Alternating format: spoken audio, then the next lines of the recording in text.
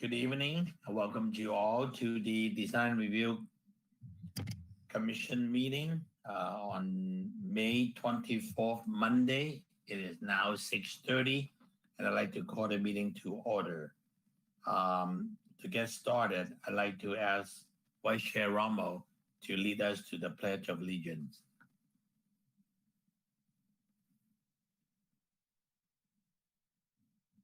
Ready? Begin.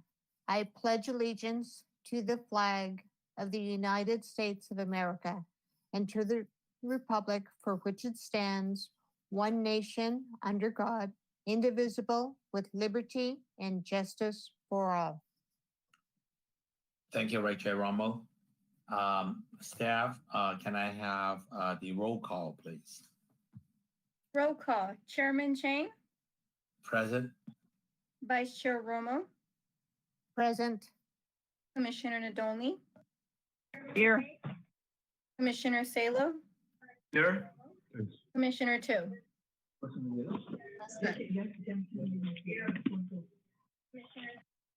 Commissioner Tu. Yeah. Thank you. Thank you very much. Looks like we have a full attendance from all commissioners, and so we do have a quorum. And if I may ask for those that are not speaking, please put yourself on mute so that we do not disturb the speakers. Tonight's meeting is live stream on the cable channel 3 and also our online platforms. For those who want to speak, please email all public comments to drc-comment@sgch.org. No later than the time the item is considered by the Design Review Commission tonight. Comments received after items have been considered will not be read into the record.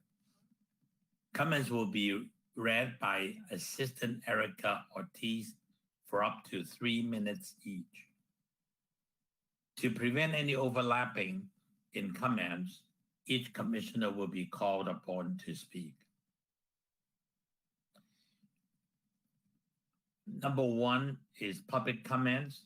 This is the time set aside for members of the public to address the Design Review Commission on items of interest that are not on the agenda, but are within the subject matter jurisdiction of the Commission.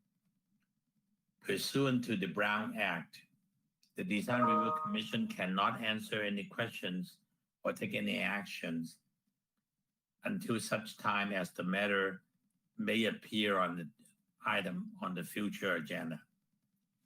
I'd like to ask Assistant Erica Ortiz, is there any public comments received? No, Chairman Chang, no public comment for this item. Thank you very much. And so we'll move on to the consent calendar, which is item number 2. All items listed under the consent agenda or calendar are considered routine, and recommendations will be approved in one motion unless a member of the Design Review Commission or public requests separate discussion.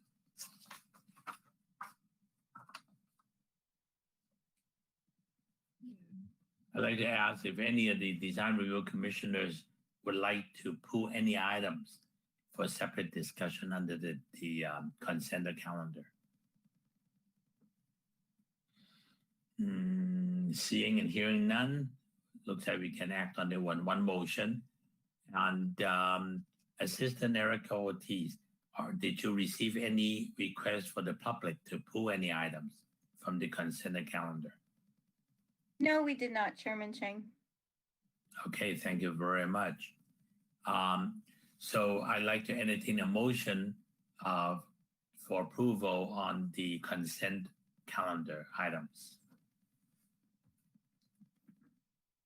This is Vice Chair Romo. I'd like to move that we approve the consent calendar submitted.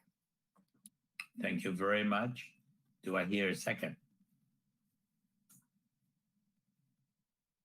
This is Commissioner. Sorry, Second. this is Commissioner. Go ahead. This is Commissioner Salo. I second. Okay, thank you, Commissioner Salo. It's moving seconded. Are there any discussion among commissioners? Hearing none, if might have the roll call, please. Roll call vote. Commissioner Tu, Yes. Commissioner Salo, Yes. Commissioner Nadolny, Yes. Vice Chair Romo, Yes. Chairman Chang. Yes, Motion passed. Vote is 5-0. thank you very much. So we'll move on to item number 3, which is public hearings. I'd like to ask the planning manager to share with the public on the procedure, how we're going to conduct the meeting tonight. Yes, thank you, Chairman Chang. Good evening. Thank you for participating and tuning into tonight's Design Review Commission meeting. My name is Samantha Tiwasart, Planning Manager with the Community Development Department. There are 4 public hearing items tonight. Copies of the agenda and the staff report for tonight's hearing are available on the city's website at www.sangabrielcity.com. If you wish to comment on any of these items and are not the applicant, please email the public comments to drc-publiccomment@sgch.org no later than the time the item is considered by the Design Review Commission tonight. Comments received after items have been considered will not be read into the record. Any decision made by the Design Review Commission tonight is appealable to the City Council. The deadline for filing an appeal application concerning a decision made tonight is Monday, June 7th. Otherwise, any decision made tonight will be effective on Tuesday, June 8th. If you wish to appeal an application, please contact the project planner for the applicable application and fees. For each item tonight, staff will provide a summary of the staff report, followed by comments from the applicant. Then the public hearing will be open, and the recording secretary will begin reading aloud the public comments that have been received during the hearing. Each comment will be read for up to 3 minutes. After the public comments are read, the applicant is provided the opportunity to rebut if they choose. Prior to the close of the public hearing, the commission may ask questions of the applicant or staff. However, once the public hearing is closed, the opportunity for public comment has ended. Chairman, at this time, staff is ready to present item A. Thank you very much. Item number A is 860 East Valley Boulevard, planning case number PPD 14-141, precise plan of design. Staff report, please. Yes, thank you, Chairman Chang and members of the Design Review Commission. If we can go on to slide number 2, please. The subject site is located on the southwest corner of East Valley Boulevard and Charlotte Avenue. The property is zoned Mixed Use Corridor, or MU-C, and has a general plan land use designation of Commercial Specific Plan. Slide 3, please. On January 23, 2017, the Design Review Commission reviewed a proposed 4-story mixed-use development, and the public art was a part of the review. The DRC approved the project with the condition that the public art be brought back with information on the lighting and attachment details. On March 23, 2021, the applicant submitted the lighting and attachment details. On April 26, 2021, the Design Review Commission reviewed the details and requested additional information be brought back. The application was continued to the meeting of May 24th, which is this evening. Slide number 4, please. The requested revised items include providing a site plan, renderings for the north and east elevations, additional mounting details, legend details, an artist statement, and a maintenance plan. Slide number 5, please. A site plan was provided that shows the locations of the 2 public art features. Slide number 6, please. Also, a Valley Boulevard rendering was provided. Slide number 7. And a Charlotte Avenue rendering is also provided. Slide number 8, please. Legend details have also been provided. Slide number 9. And as well as additional attachment and illumination details. Slide number 10, please. The applicant has also provided an example of a similar leaf public art in application at the Armory Center for the Arts in the city of Pasadena, designed by the same artist that designed the public art that is presented to the commission this evening. Slide number 11. Again, the project is categorically exempt per CEQA guidelines, class 3 for new conversion or new construction or conversion of small structures. Slide 12. And staff recommends that the Design Review Commission adopt a resolution approving PPD 14-141 for a precise plan of design at 860 East Valley Boulevard for a public art integral to a mixed-use development, subject to the recommended conditions of approval. This concludes staff's presentation. Staff is available for questions, as well as the project architects and the public artists are present this evening. Thank you. Thank you very much. I'd like to start with any questions from the commissioners to staff. Commissioner Tu, any question for staff? I don't have question for staff. Thank you. Commissioner Salo? No questions for staff. Commissioner Nadoni, any question for staff? No question. Vice Chair Romo, any question for staff? No questions. And I don't have any question for staff also. So with that said, we will like to address the presentation to the applicant. Can the applicant please come forward and identify yourself and want to share with us if there's anything you want to add to staff recommendation and presentation?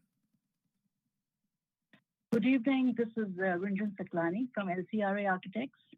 I'm the project architect for this project. We have the art Kim Abelis present, so I would request her to make the presentation. Thank you. Thank Yes, I'm here, Kim Abeles. Thank you to the staff for presenting the artwork.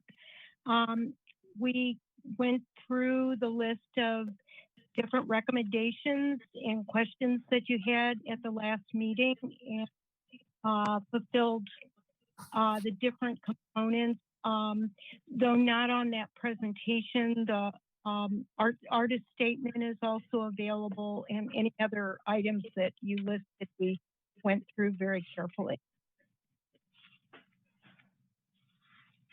Thank you very much, Ms. Abley. We appreciate that very much. Let me see if I can ask commissioners have any question for you. Commissioner Tu, any question for the applicant, the artist? Yes. I think the applicant have provided a lot of additional drawings and rendering as we discussed last meeting. And I appreciate the effort. And also, I was looking at the project image that provided by the applicant that has been installed in city of Pasadena. I think that is really helpful for us to understand and to appreciate the artwork. I do have a question about this piece of artwork. So is this piece in City of Pasadena being illuminated the same as the one is proposing?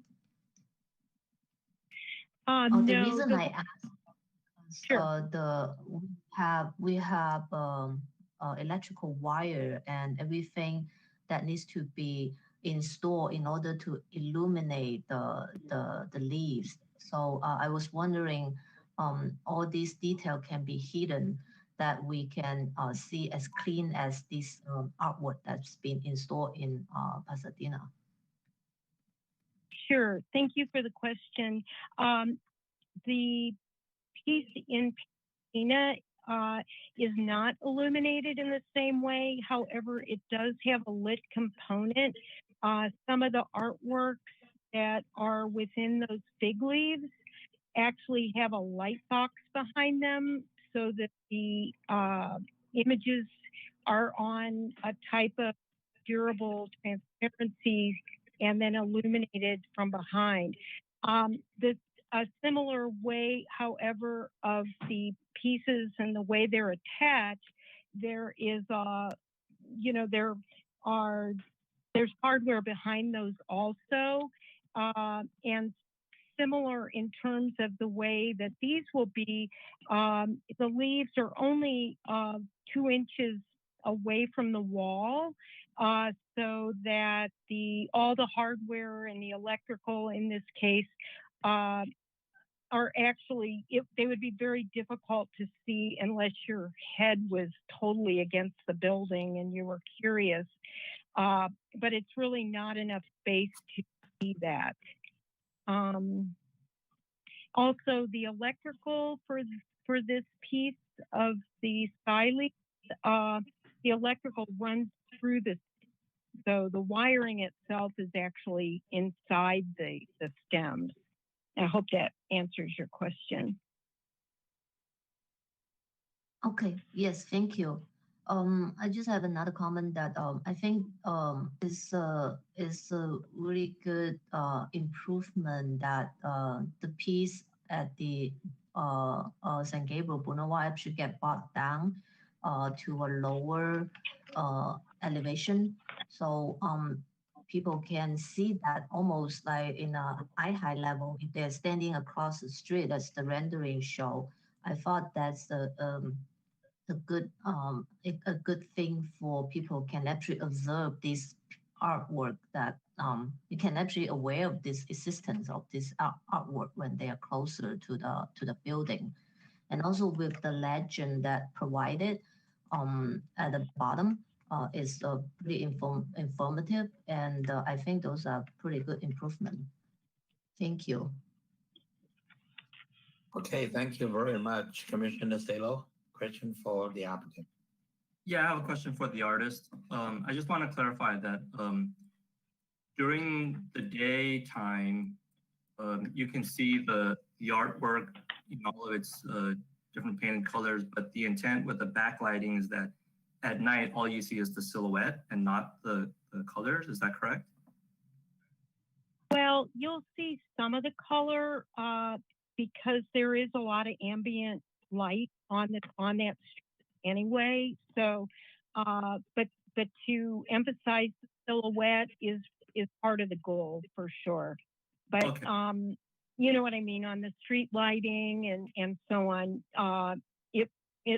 It will also illuminate from the front. Okay, but other than ambient lighting from the front, there's no other specific lighting for the artwork to illuminate the front of the leaves, right? No, there's not. Okay. Thank you for clarifying. I have no other comments. Thank you very much. Commissioner Nadoni?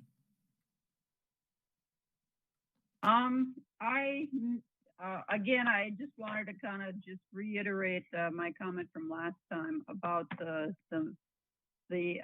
artwork on San Gabriel Boulevard as it climbs up that kind of column of the building, just to make sure the coordination of attachments happens as with the architect and the contractor now while it's being built. So, but otherwise, I have no other comments. Thank you.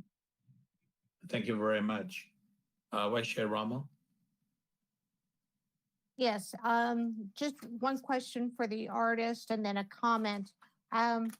The artwork that's at the Armory, when was that installed? Let's see. I think it was, oh gosh, I'd have to check, but I think it's 2009. Yes, I've seen this artwork and I didn't know that was you, but it's a highlight in the alley and it's kind of right behind the Marriott, between the Marriott and the Armory. And it is a very successful art piece and it shows well both day and night. And I think everything in the packet, it just makes everything more clear as far as your vision and how things are going to be installed, illuminated, and to have the lights burning for 45 years, that's pretty impressive. I think it's a good project and you've done your homework in preparing for the meeting tonight, and I definitely appreciate that. Thank you to all of you for your comments. Thank you, Commissioner Rama. I do also want to thank the applicant and the artist. Took our comment to heart and really addressed what we really need to see. I think now with all this drawing and all these thoughts behind it, this will come out to be beautiful. So I commend you for that. I do have one quick question on that legend or the lower piece. Is that going to be light up also? There is a wall mount piece. How is that being light up?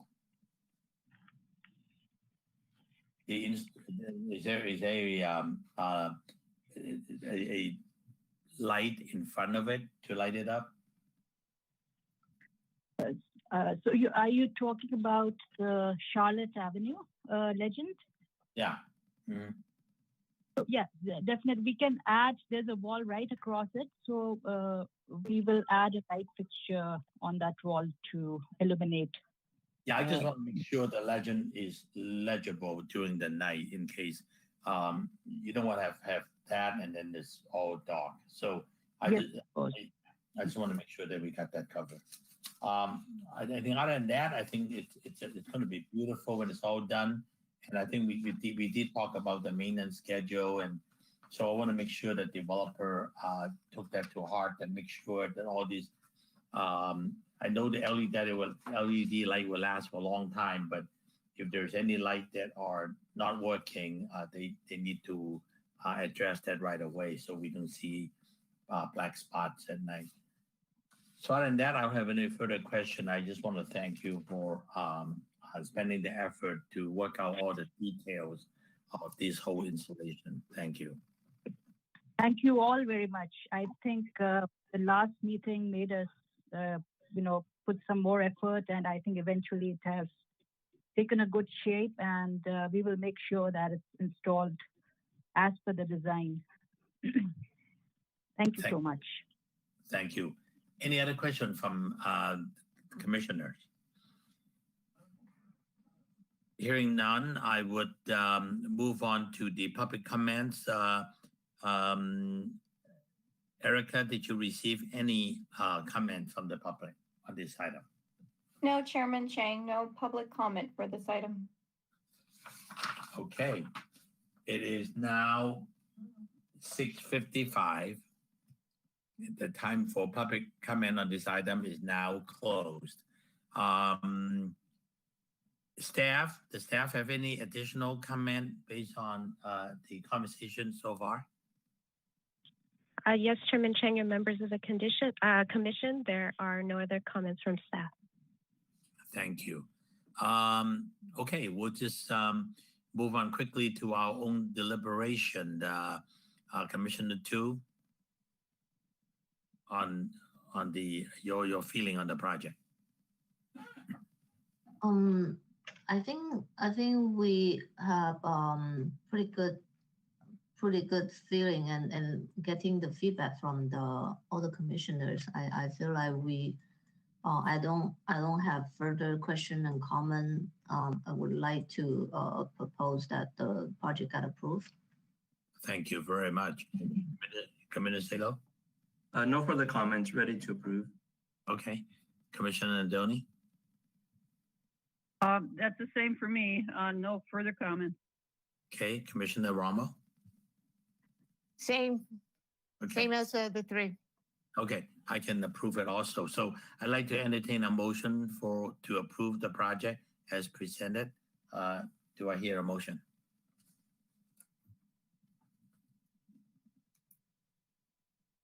This is Vice Chair Romo. I so move to approve planning case number, oh my gosh, I changed the page. Well, the one we're on right now for Valley Boulevard at the Public Art. That's PPD 14-141.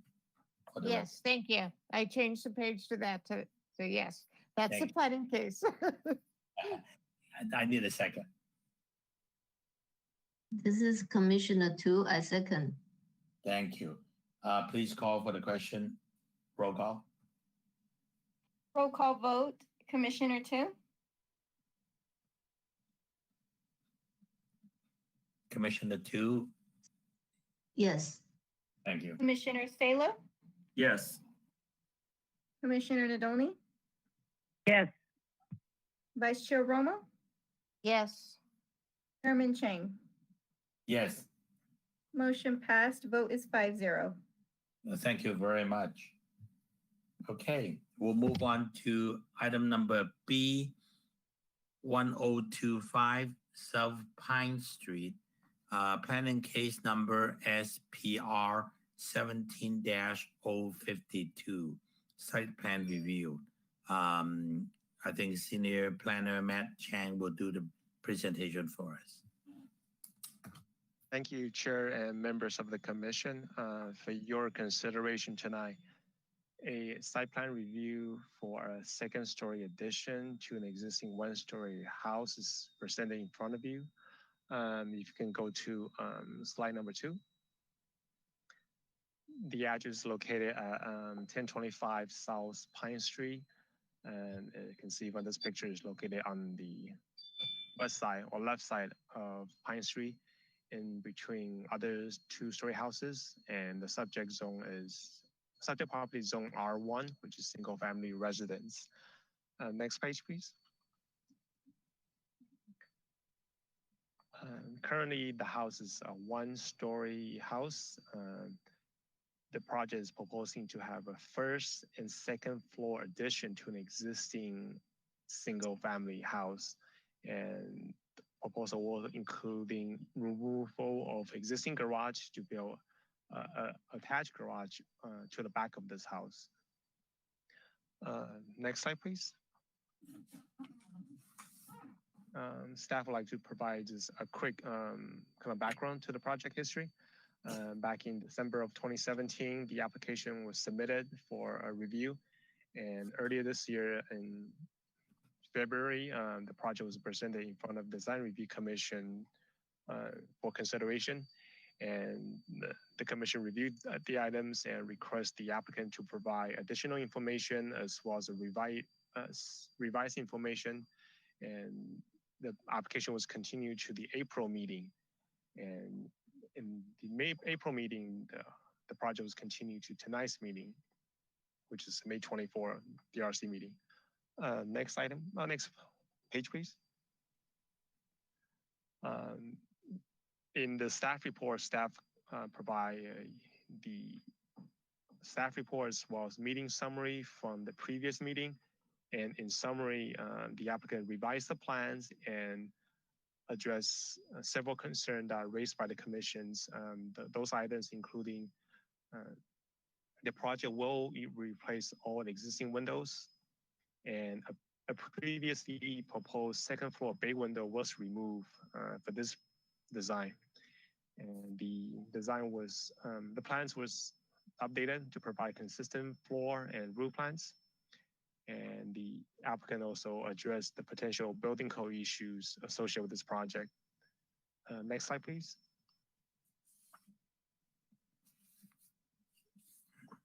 In addition, the applicant provide additional information regarding the existing front yard and wall fencing informations, and update the elevation plans have been updated to provide a lattice patio cover.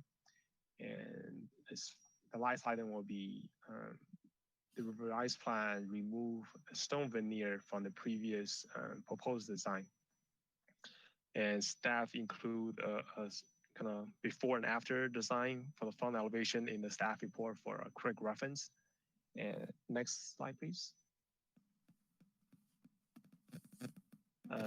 This page kind of provide the previous design and also the current design. As you can tell by the picture that the previously proposed bay window was removed, and the stone veneer was removed as well. And the window, all the windows will be replaced, and they updated the window information on the site plan as well as the elevation plans. Next slide, please. The project is exempt from the CEQA requirements, the class 1, which is a minor alteration to existing structures. You can go to slide number 9.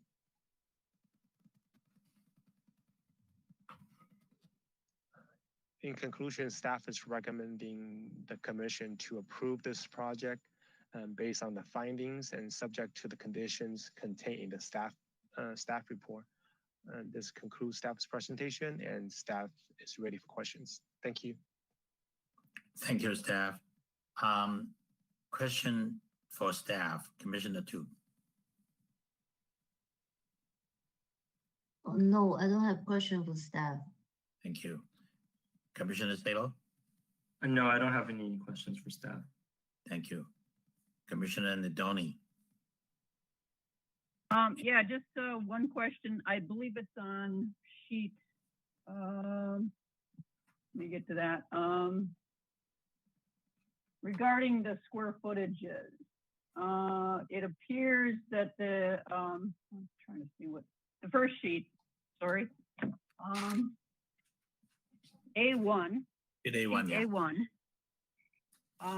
It appears that the garage has been increased by 4 feet.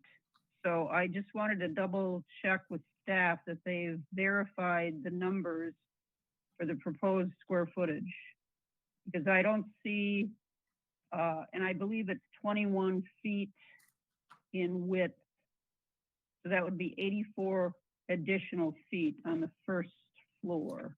So just as a, I think we're still okay on the FAR, but it was just a question for staff. Thank you. Thank you. Vice Chair Rama? No questions for staff. Okay, I don't have any question for staff also. Is the applicant here to address the commission? Any additional information you want to address the commission? Please identify yourself, name and address. Good evening. This is Patrick Chu, architect for this project. Thank you very much for Mr. Chan to give the presentation and also the explanation for this revision. So we have done item by item for all the correction or all the comment from the last meeting. So hopefully we picked up all the items already. And it seems to me that after picking up all these items, and the project looks a little bit better, even better. So thank you for that. Also, answering the question for that extra square footage of the garage, because one of the comments from the staff is that bedroom up above, the last bedroom back there is kind of small, too small. So we have room for that. So we have room for the floor area ratio. So we enlarged the bedroom a little bit, and then also down there is the garage. So that's why it is a little bit different. And to make it more comfortable, a better bedroom. That was the only reason why we changed it. So this is it, and then we try everything. Hopefully, that will meet all the requirements. So thank you very much. I'm here for any other questions, if there is any. Thank you. Thank you, Mr. Chu. Question for the applicant, Commissioner Tu. Yes, I have a question. The architect, I see in the building elevation, there's a strip of colors that it looks like a trim, is surrounding the entire building. I was wondering if that is just a color differentiation, or it's like a detail, a trim detail you're gonna apply on the elevation. Because I don't see any depth to it. It seems like it just all flush with the rest of the building with plaster. Just trying to understand what does that look like and what detail is that? The trim should be the color where we have the colored elevations. And this is more like a definition of ending the wood siding. So that's why we try to put some ending to the wood siding rather than just leave the wood siding unfinished. So that was the only reason why we have a little trim here. So is that yeah, is that on the wood panel or is on the plaster? Just paint with a different color. Yeah, and it is just a trim on around the wood siding, but since there is some trim around the wood siding, then on the second floor we would like to carry it a little bit even on the stucco, so we have the same kind of feature for the whole building, other than just around the wood siding, so to make it more Right. consistent. Yes. Okay, because I understood around the wood siding, but I also saw that on the second floor. That's why I was confused. Is that the same trim detail or just paint color? Yeah, same color. We try to make it more consistent. First and second floor carry some of the item on the first floor down up to the second floor, so they will look like a house that have the same design, I mean, other than two completely different pieces. That's the only reason we have. Does it answer your question? Okay, yes, thank you. I don't have other questions. Thank you, Commissioner Tu. Commissioner Salo, any question for the architect? Yeah, just very quickly, I noticed that in the front yard, the existing front fence, which is CMU and wrought iron, is existing to remain. What is the condition of that? The fence is pretty good condition. That's why we want to keep it, and it was kind of nicely designed originally. So we keep it, but then we repaint the wrought iron pieces, and also try to clean up the pilaster, so make it look better. But actually, itself, it's quite good. Okay, the current CMU is not painted, is that correct? Sorry? The CMU that is existing is not currently painted, is that correct?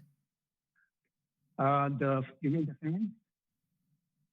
The existing CMU.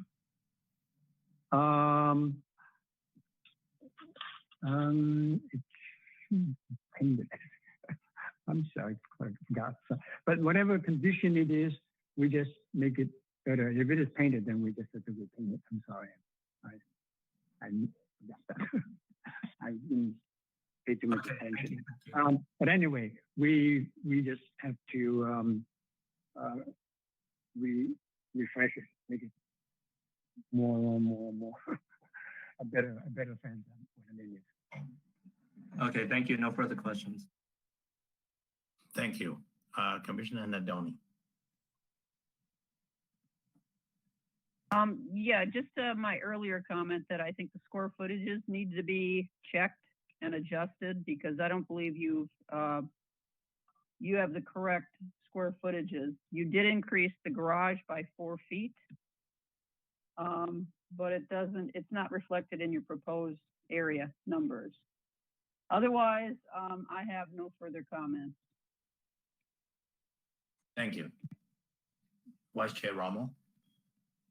Just a couple of questions.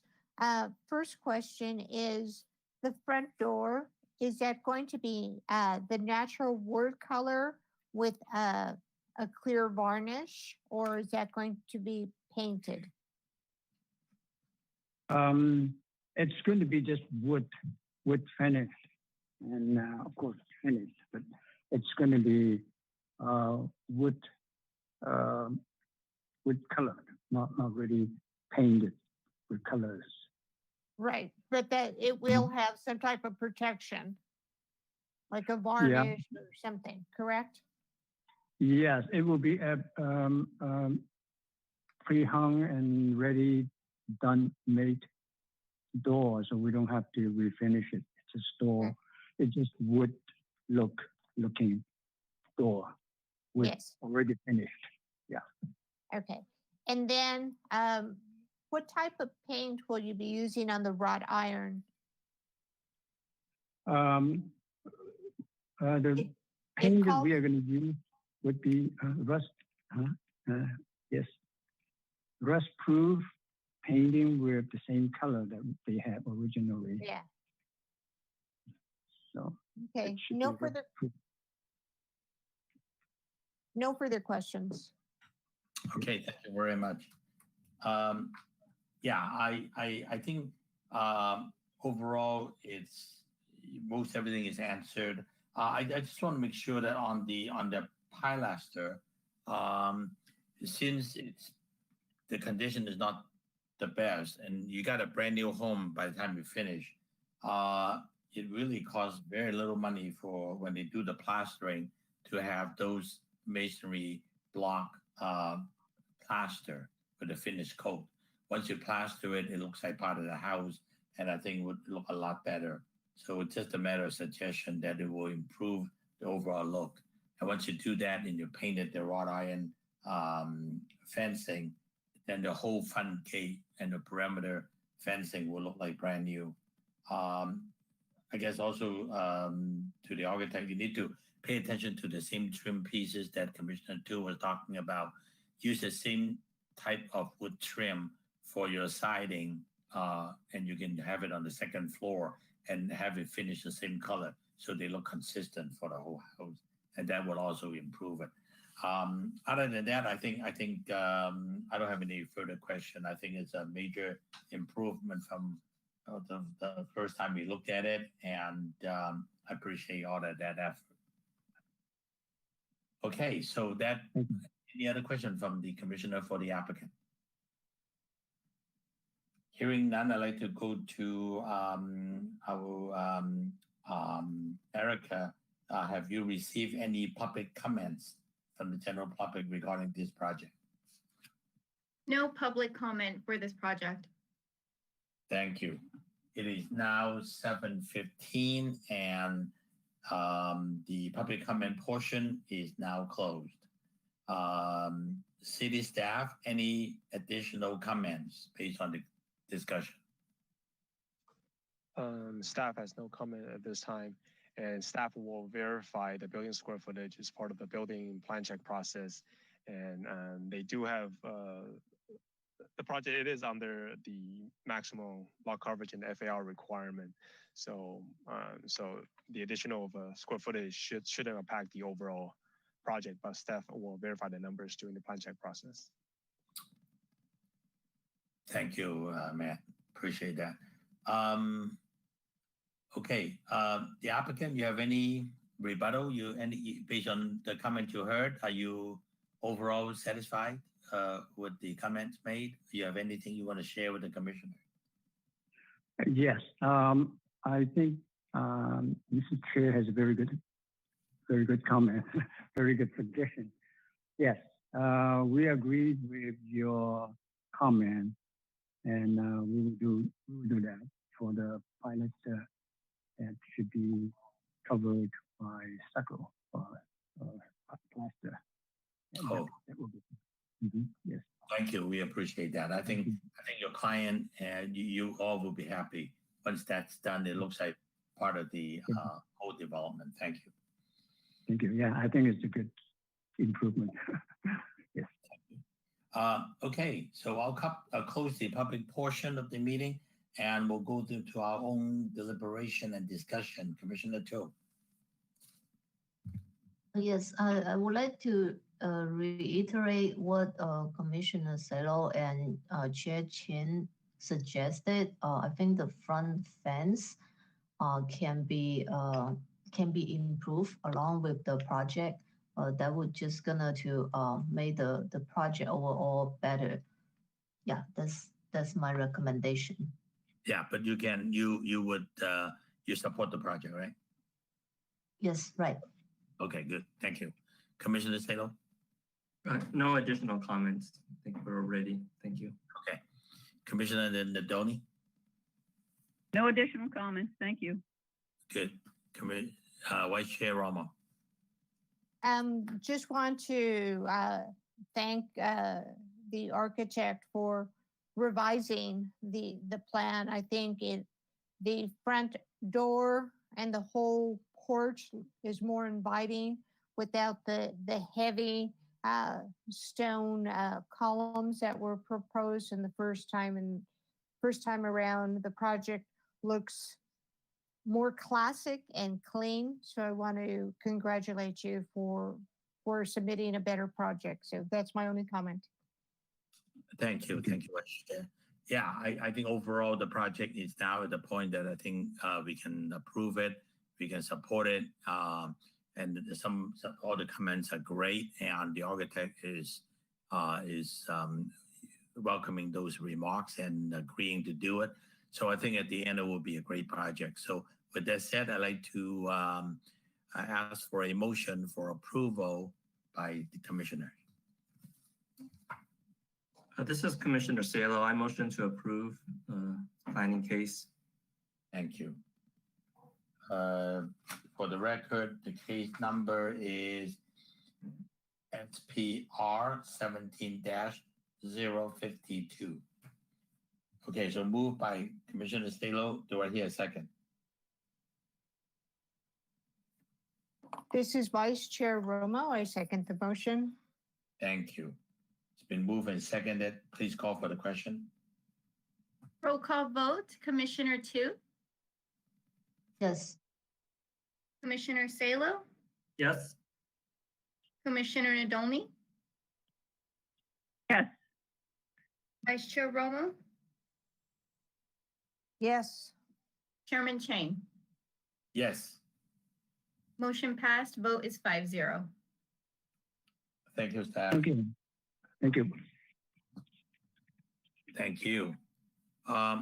Okay, we'll move on to item number C, 1211 South Ramona Street, planning case number SPR 19-066, site plan review, and I think Senior Planner Matt Chan will present the case.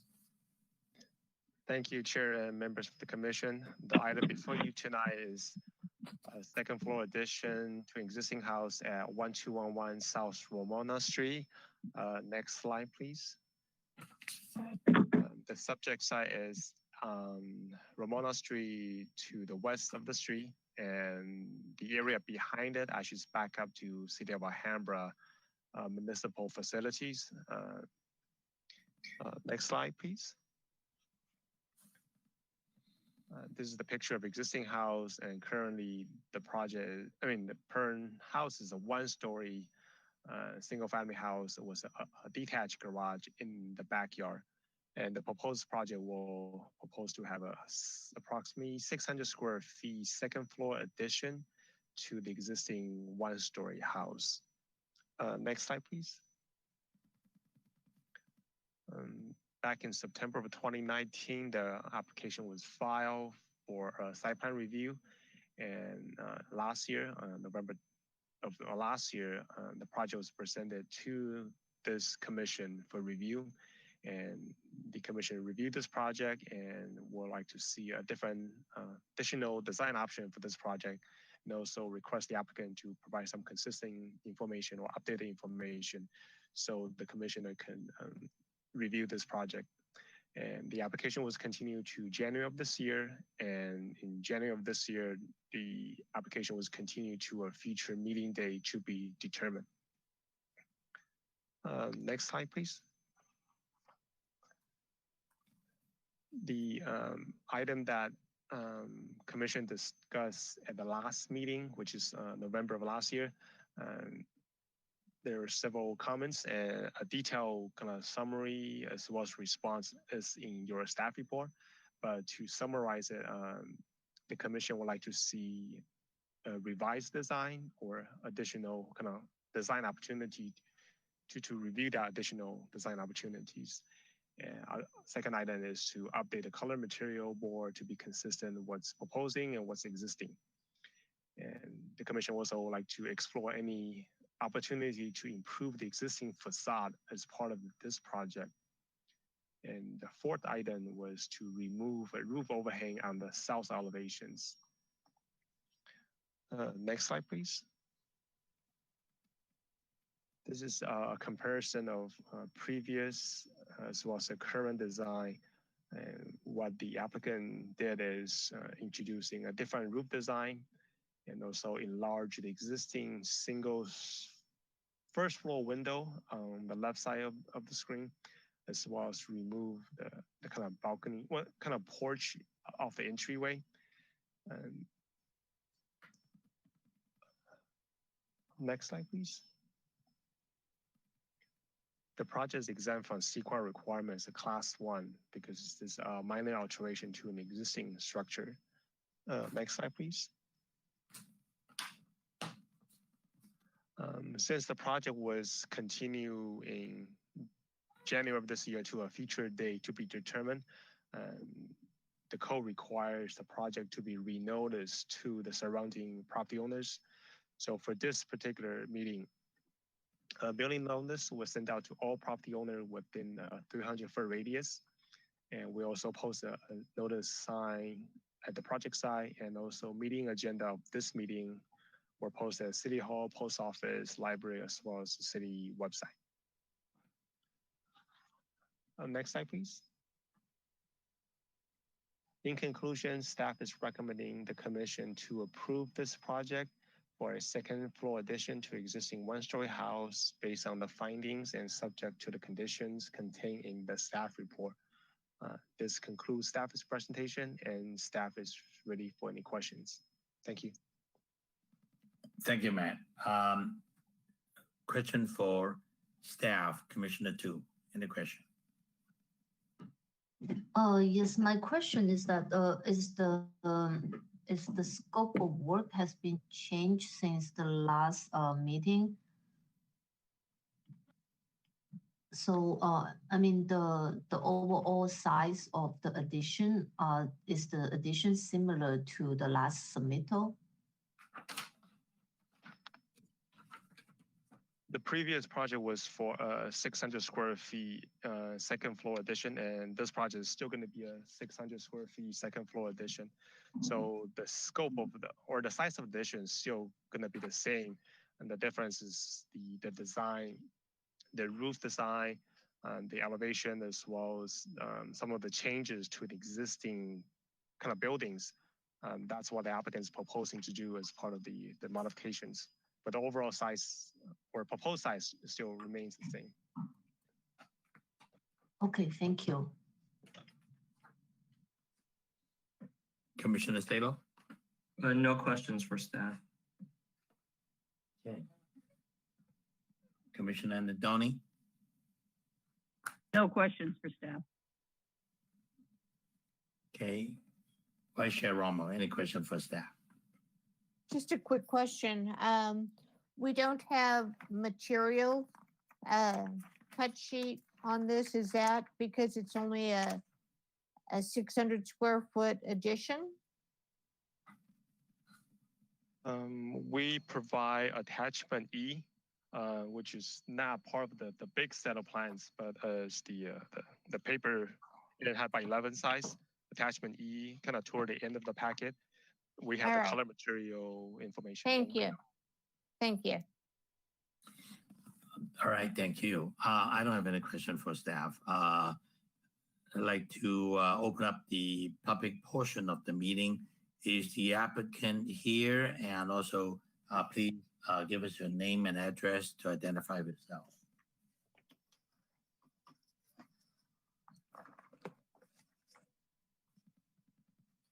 Is Mr. Nathan Gallardo here? Sorry?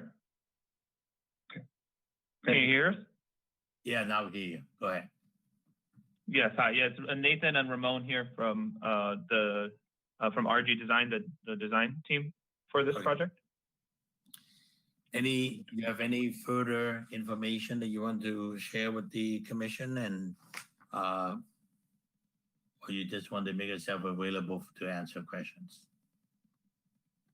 Not at this moment. If you guys have any, we will be happy to answer or reply to anything you guys may have. Okay. All right. So we'll start with Commissioner 2. Question for the applicant. Yes, I have a question for the architect. It looks like the design proposed this time changes would be mainly on the roof of the second floor addition. Is that right? And also the second question was, it looks like the ground floor, the lower floor, will not be touched at all, will be kept as the existing building. Is that true? Yes, it's correct. The existing roof of the house is stay intact. We just have to remove whatever is necessary for the top level. In terms of the first floor design, only interior remodeling, which was included in the scope of work, because it obviously would have to require some interior modeling to provide for the second floor of the stairs, but no changes to the first floor in terms of expansion or any additional square footage. Oh, okay. So I do see there's a fascia color in green color has been proposed to the front facade as well. Is that new? Because the existing building doesn't have that green color. It's actually in red color. So I'm wondering if this is a new color scheme you guys are proposing. The color scheme that we had proposed was essentially recommendations from the first comments from the first meeting that we had. So again, we're happy to just for the sake of approval, either leave the color as is, as currently proposed, or we can change it if you guys had any recommendations. I believe the owner, from speaking to her as well, is open to whichever color will lightly approve the project. But yes, it was proposed as of now based off of the last recommendations from the meeting. Okay, I see. Because the green color, it seems a little out of place to me, so that's why I asked. And I do see in the east elevation, you said the entire ground floor, especially the east elevation, has not been revised. No, has not been changed. It would be kept as it is. However, the window number 9 on your elevation drawing does look different from the existing building. Would that be a new windows? Are those existing windows will be replaced? Window number 9. Yes, on the east elevation. Yeah, so east, yeah. So the windows would also be to match the new. Obviously, window number 9 is a new window because obviously that's the second floor. And then all of the windows would be replaced with new ones. Oh no, that To was match. not that was my mistake. It wasn't the window number 9. It actually the call out was the number 9. So it would be the front window at the east elevation. It's right to the left-hand side of the front door. Uh-huh. So I just want to clarify, are all the existing windows will be replaced or not? Yes, they will. Okay, all right. I don't have more questions. Thank you. Commissioner Stalo. I think I have a comment. I think that this roof shape looks less foreign than the previous roof shape. I think that, you know, the fact that the addition is so far set back from the street helps a lot. One question is, what's the condition of the existing roof? I know you're matching it, but is the existing roof in fairly good shape? Yes, it is. I mean, it's from a structural standpoint, it would only need to be replaced if it was proposed as a new scope of work, but not would not need to be entirely replaced in terms of just again more of a structural component. But the roof is in decent shape. Yeah. So you're confident that anywhere the second story addition touches the existing roof, some patchwork at that location is not gonna look out of place, that you'll be able to match it. You'll be able to match it well. Yes, of course. I have no further questions. Thank you. Commissioner Nadoni. Yes, on your south elevation, you indicate a gable above the window, I believe, in the living room. But that gable will be an addition and a change to your existing roof structure. So you will see, and that gable is not shown in any other, it's not shown on the roof plan, it's not shown on the east elevation.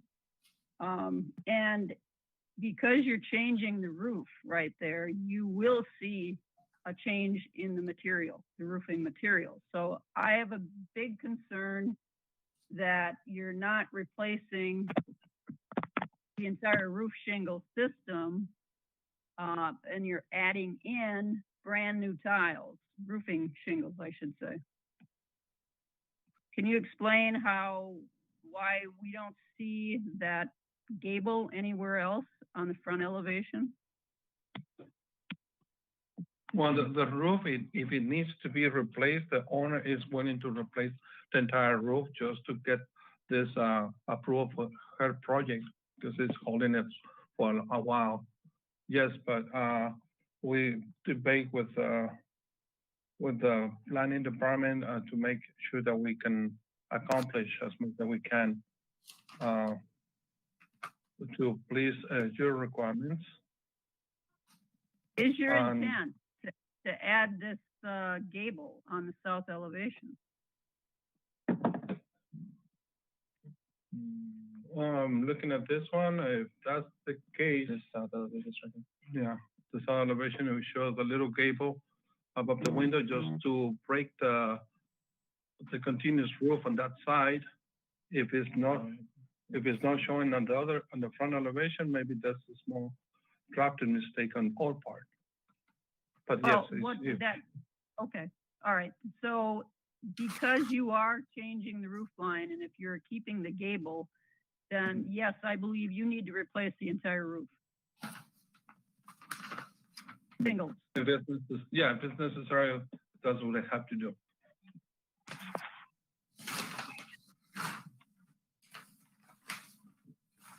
And I think that by the front elevation, when you're changing, you're changing the windows. So your plans indicate the windows are existing, but that's not true either. You're removing a portion of the front porch roof line, which will affect the exterior stucco. So it's very important that you need to make sure that that finish matches. And obviously you're going to paint, I guess I should ask this, you're planning on painting the entire house, right? Yes. Okay, all right.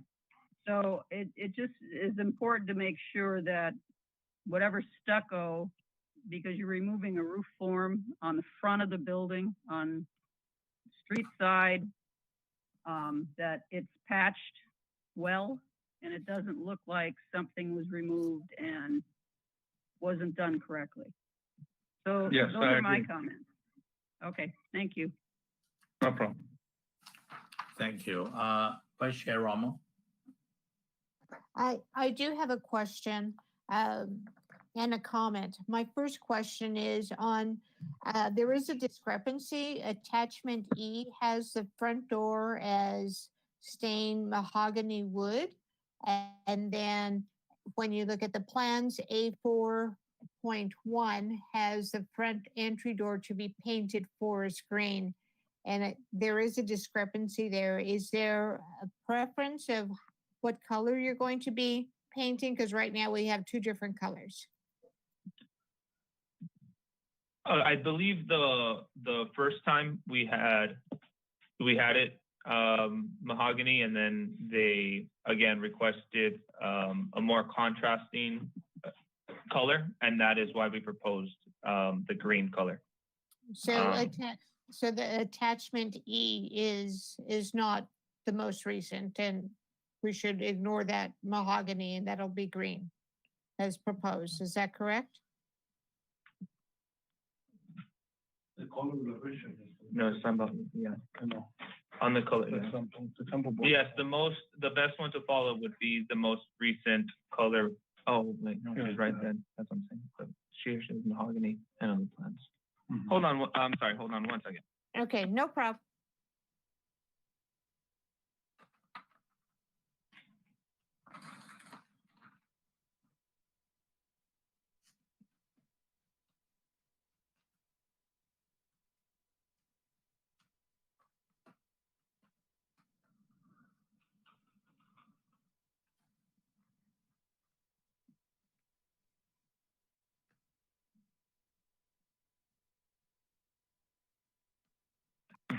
Hello? Yes. Yes, actually, I see the confusion here. Thank you for pointing that out. Per our conversation with the owner, she had, I think that's why we had proposed it. She had preferred that it would be mahogany on that end for that item, and the rest of the trim color in green, if that's enough, then again we would prefer the mahogany, and we can make the adjustments to the plans. Okay. To match the color board, attachment E. Okay, all right. Thank you for that clarification. And my And comment, thank you for pointing it out. Mm-hmm. my comment is I want you to thank you for reconsidering the original design, and especially with that front elevation on the first floor and enlarging the window. The current design as proposed, it's balanced, and when you just left the original small window on the front, it didn't look right at all, and it looks much better with the larger window on the first floor. So thank you for doing that. Yeah, of course. Yeah. No other comment? Thank you, Vice Chair. I think overall the project has improved from the last time we saw it, and I appreciate the cooperation. Understanding the overall scope of the work, you're going to be changing windows, you're going to be adding a whole second floor, and whether you're going to do the small Gabriel or not, the roof is going to be pretty much all beat up, and then your stucco wall is going to be pretty much all beat up by the time you get through all the framing and structural work. The owner wanted to go through all these expenses, and I'm sure she wanted to have a home that looks beautiful at the end. So I would strongly suggest the applicant, together with the owner, to consider doing it right, meaning they're putting the right roof, so that the roof looks consistent and it does its job. All the stucco finish should be all matched up and down so that it looks consistent. And your color scheme, again, I know you want a certain thing, but since you're going to be stuccoing a good part of it, you're going to end up painting it anyway. So come up with a correct color scheme. You want to run it by planning staff or the city architect. Come up with a nice building at the end. I think the overall structure and the elevation and the framing fine at this time. Is that you need to work out all those minor details. That's my only suggestion and my only question for you on that. So I don't have any further questions. All right. So with that said, I would close the commissioner's discussion with the applicant and ask Assistant Erica if there is any comments from the general public for this application. No, Chairman Chang, no public comment for this item. It is now 7:44, and the public comment portion is now closed for this project. City staff, you have any additional comments on based on what you heard? Staff has no comment at this time. Thank you. Applicant, based on what you heard, do you have any additional remarks or comments you want to address the commissioner? No, just that the owner is aware of that last comment of re-roofing and restuccoing to improve, the fascia as we propose in attachment E.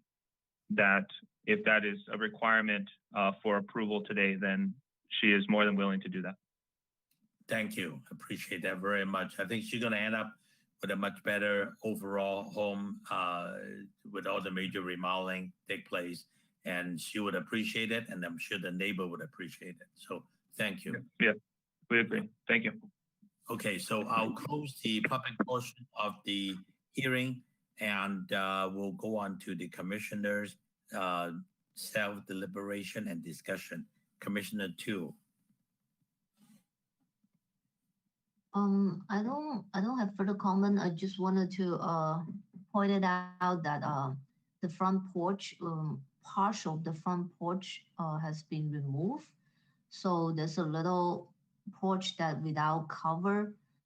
And so I wonder if there's anything that the applicant can do to improve that area a little bit, because right now it seems like it's kind of a salvaging what has left. Yeah, so that's just my feeling about this project. Okay, thank you. Commissioner Salo? Yeah, I think it's a tough design project, but I think we're at a point where they've taken our considerations seriously enough, and I think the comment about getting them to redo the existing to match the new is right on the money. I mean, that's beautiful for it to not look like an addition as much as it already does. So I think we're okay. No further comments. Thank you. Thank you, Commissioner Andoni.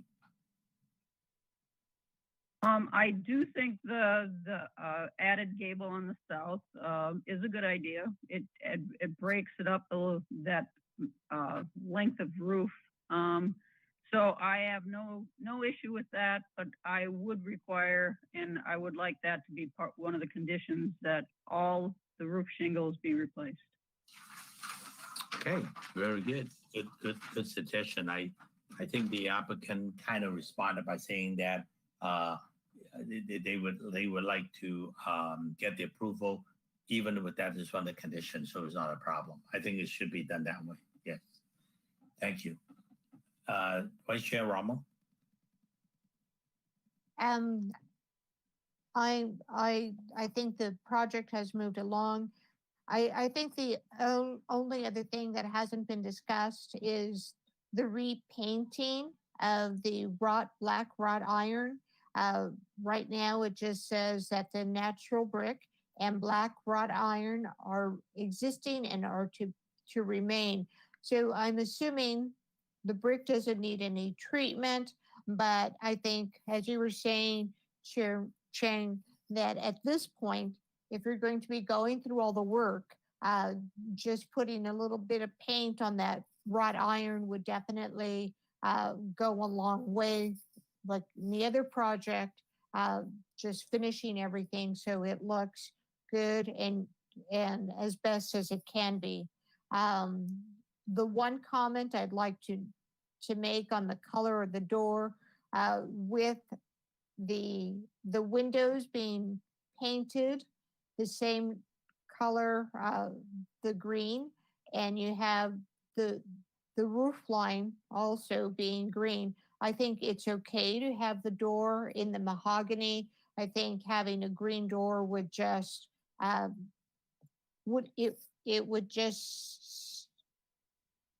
it would look ugly. And I think having the red door puts an accent on the front door and gives it a special treatment, and it would complement your color scheme. No other comments? Thank you. I think so. Okay, I think gather up all the final comments and the feeling on the project. I think the commission is ready to approve the project with some added condition, such as the completely replace the roof, both existing and new, repainting of the ironwork, and restucco as needed to match the existing stucco, and so that the finish on the stucco wall to be consistent, both what is new work, old work should be consistent with one color, based on the color scheme attached on the attachment E. The mahogany door color is acceptable. So I think those are the additional comments and conditions we'd like to add on to the approval.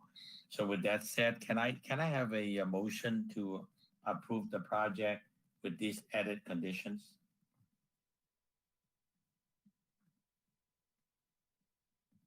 This is Commissioner Salo. I motion to approve planning case number SPR 19-066 with the added conditions indicated today. Thank you. Thank you very much, Commissioner Salo. I need a second.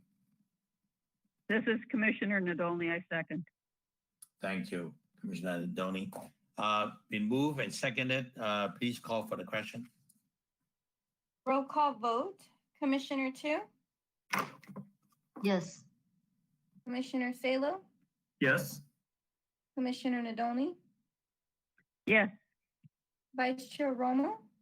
Yes. Chairman Chang? Yes. Motion passed. Vote is 5-0. Thank you very much. Okay, so we got through this one. We'll go to the last one. Item number D, 301 West Valley Boulevard, planning case number MSP 19-004, master sign plan. I believe Assistant Planner Anthony Alvarado is going to present the case. Yes, thank you, Chairman Chang. Good evening, Chairman and Commissioners. The last public hearing item before you tonight is for a new master sign plan at the address 301 West Valley Boulevard, planning case number MSP 19-004. Slide number 2, please. The project site is located on the north side of Valley Boulevard between the streets Prospect Avenue to the west and Abbott Avenue to the east. Slide number 3, please. The 53,756 square foot lot is currently developed with a 2-story commercial plaza that is made up of 43 commercial units. It also has on-grade and subterranean level parking. The property is neighbored by multifamily homes to the north and east, while the south and west are composed of other commercial buildings. Slide number 4, please. This property falls within the Valley Boulevard specific plan and is zoned CCT, which stands for Commercial Center Zone. Slide number 5, please. Just a quick history on this project site. In December of 1987, a master sign plan was originally approved for this plaza. However, that master sign plan and the existing sign plan, lacks many of the criteria that is needed to provide clear and concise standards to both sign companies, business owners, and even staff when we're reviewing sign projects that come into the city. They lack the required font types, they lack the required font colors. So the applicant is requesting to provide a new sign plan to provide a more detailed requirement list to ensure that the signage for the tenants is more cohesive. All of the wall signs must be individually illuminated LED channel letters and must follow the requirements above, on the slide above, pertaining to the font types and colors. The sign sizes are also limited to a maximum of 2 square feet of sign area per linear foot of the leasehold frontage, as well as not being able to exceed a total of 70% of the leasehold frontage. Next slide, please. As a part of this sign package,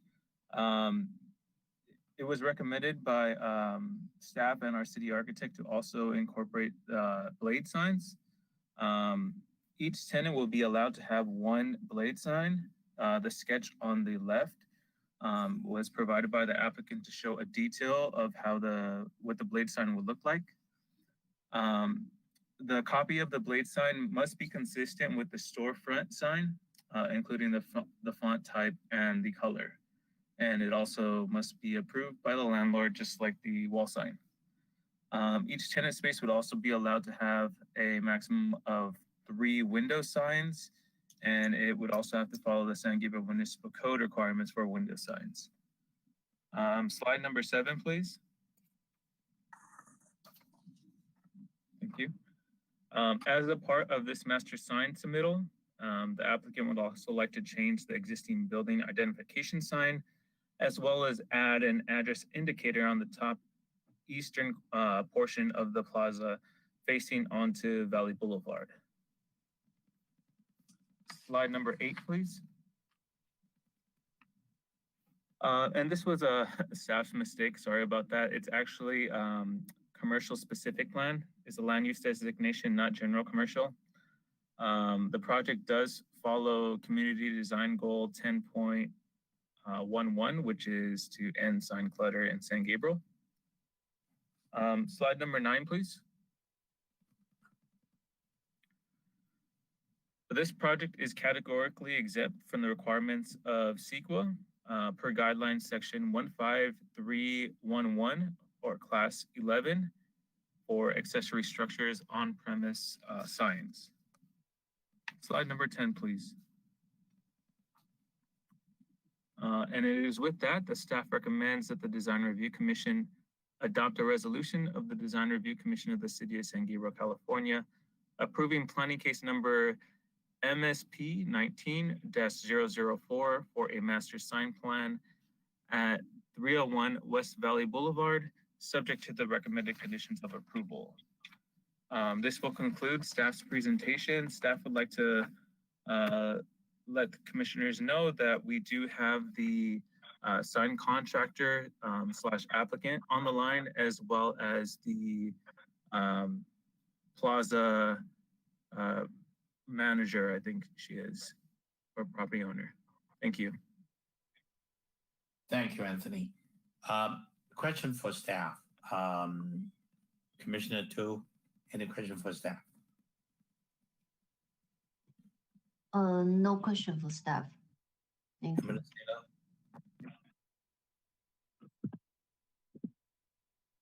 Anthony, I just want to confirm one thing, that the applicant is proposing to remove all the existing signage and replace them with this uniform signage plan. Thank you, Commissioner Salo, for that question. That was actually addressed in one of the conditions of approval. Let me pull that up really quick, sorry. So we did address it with conditions of approval number 9 and 13. Number 9 stating that any signage that is in disrepair must be replaced and updated to conform with these new standards. And number 13 states the property owner shall be responsible for the removal of any signage that was left over from a previous tenant. So according to this, it wouldn't force, if somebody is currently operating at that site and their sign is still in good condition, it wouldn't require them to conform to this. They would be considered legal non-conforming. However, once they move out and someone else moves in, the new tenant would be subject to these requirements. Okay, thank you for clarifying. Second question, on the property address where it says 301 West, the font for the word West, is that used anywhere else in the city that you're familiar with? Or maybe I can ask the applicant. And just to kind of clarify the question, you're referring to the address indicator sign, right, on the facing onto Valley Boulevard? Yeah, the word West, it's very highly stylized font, and it's kind of has a peculiar spacing and kerning between the letters. And I'm wondering if it's something that we've seen before in the city, or if it's unique art, or what's some background about it? Yeah, I am not familiar with, or I do not recognize it.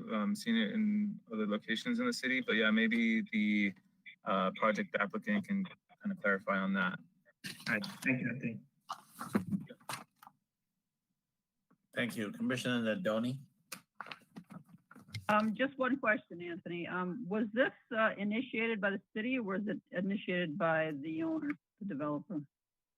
This was initiated by the developer. I think their first, or the reason for it was they wanted to update their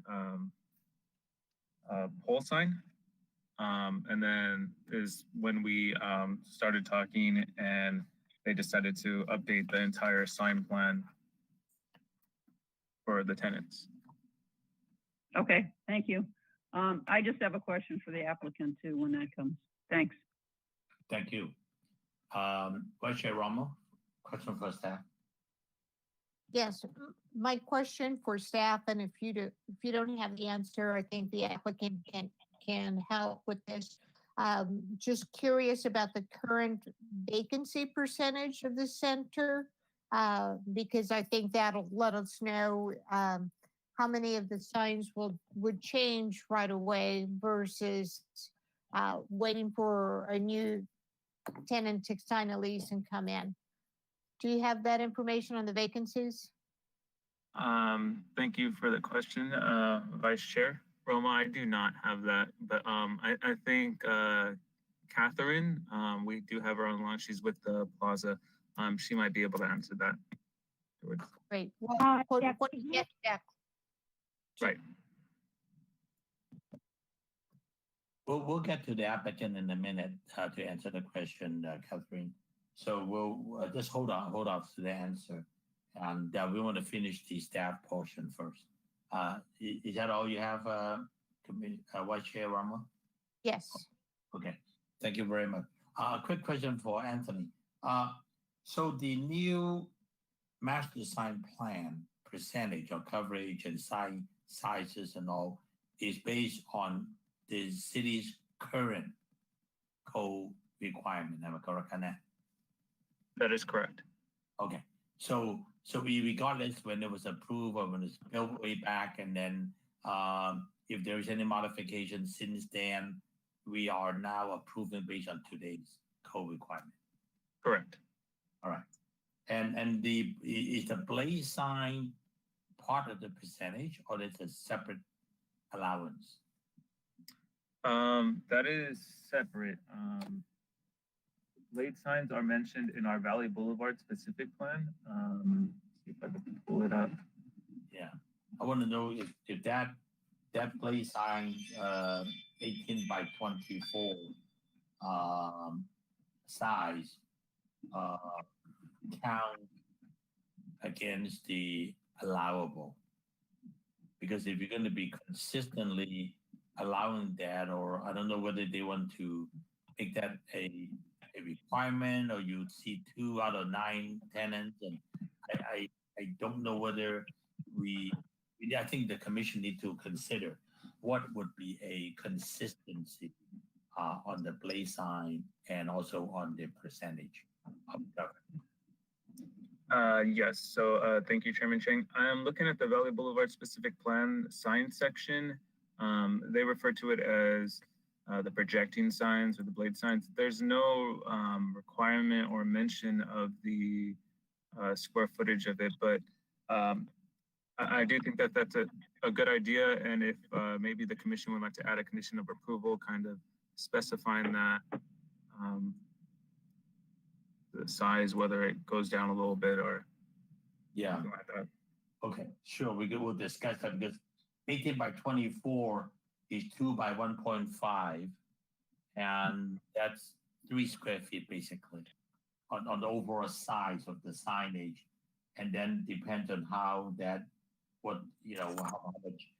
wording on that signage, what percentage would that be? 50%, 40%. So I think the commissioner can discuss whether that should be count against the co-allow sign, or we give them as a special bonus on that.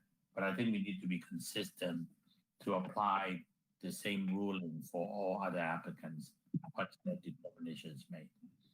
All right. And okay, I think we can wait until the applicants, and I'm sure there's a few more questions on that. Okay, let me close the questions for staff, and I'd like to invite the applicant to come up and speak on the project. Would that be the owner's rep, Catherine, or the signage person? Whoever comes up, please give us your name so we know we have your information for the record. Catherine, you want to answer the vacancy portion first? Yeah, this is Catherine. The vacancy for the plaza right now, we have total of 8 units that are vacant. 8 units out of how many units total? Let me quick, really quick. Let me look at it. We just want to know the percentage roughly. Okay. So totally we have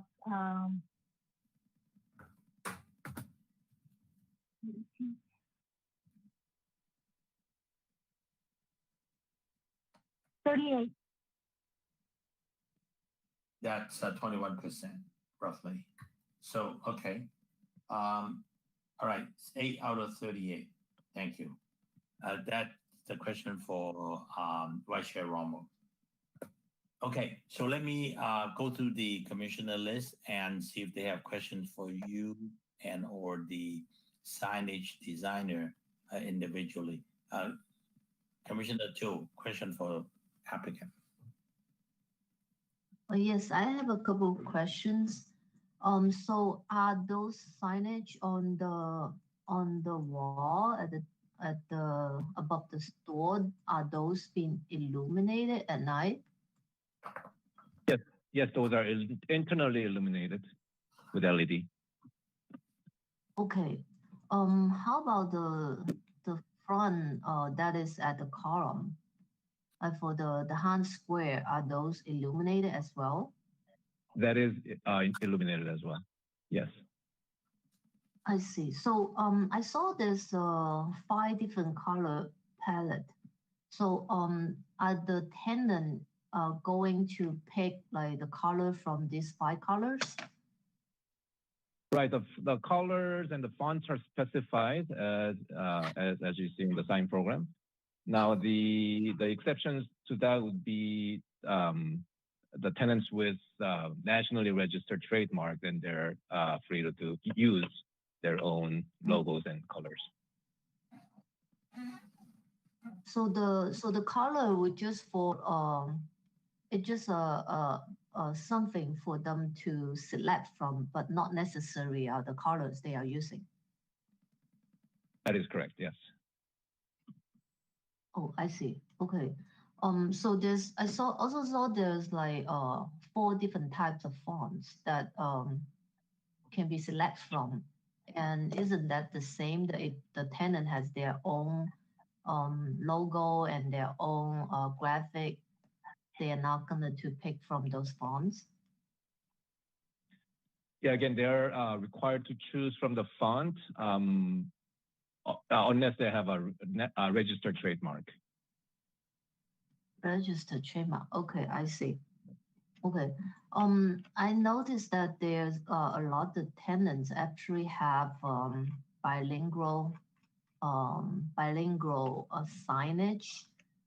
Is Right. there any design particularly for that? Because I mean, you can standardize the English, but when there's a Right, right. Chinese logo, then yeah, that's another story there. Right, right. So foreign language is allowed in one of the clause as long as it depicts the business name and also approved by the landlord. But there's no specific font or style that's obviously for the difficulty of, so there's no specific guidelines as to what, I mean, obviously you can't limit font style or language.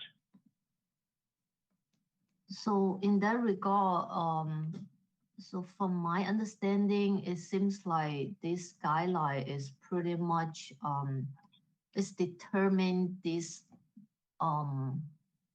the boundary of the sign for each tenant, because there isn't like any there's still a lot of flexibilities for the tenant to present their logo and present their brand. Yes, yes, there's some freedom. Okay, there's no further questions. Thank you. Yeah, thank you. Commissioner Steven. Yeah, this question probably more for the signage designer. Is that Catherine? Am I No, getting that that? would be me, Dennis. Okay. Dennis, yeah. So the address 301 West. Right. Is that a piece of artwork that you put together, or is that? That was artwork came from the property owner, and I think the intent was to make it sort of retro yet vibrant. He wanted something pop there in on that building facade.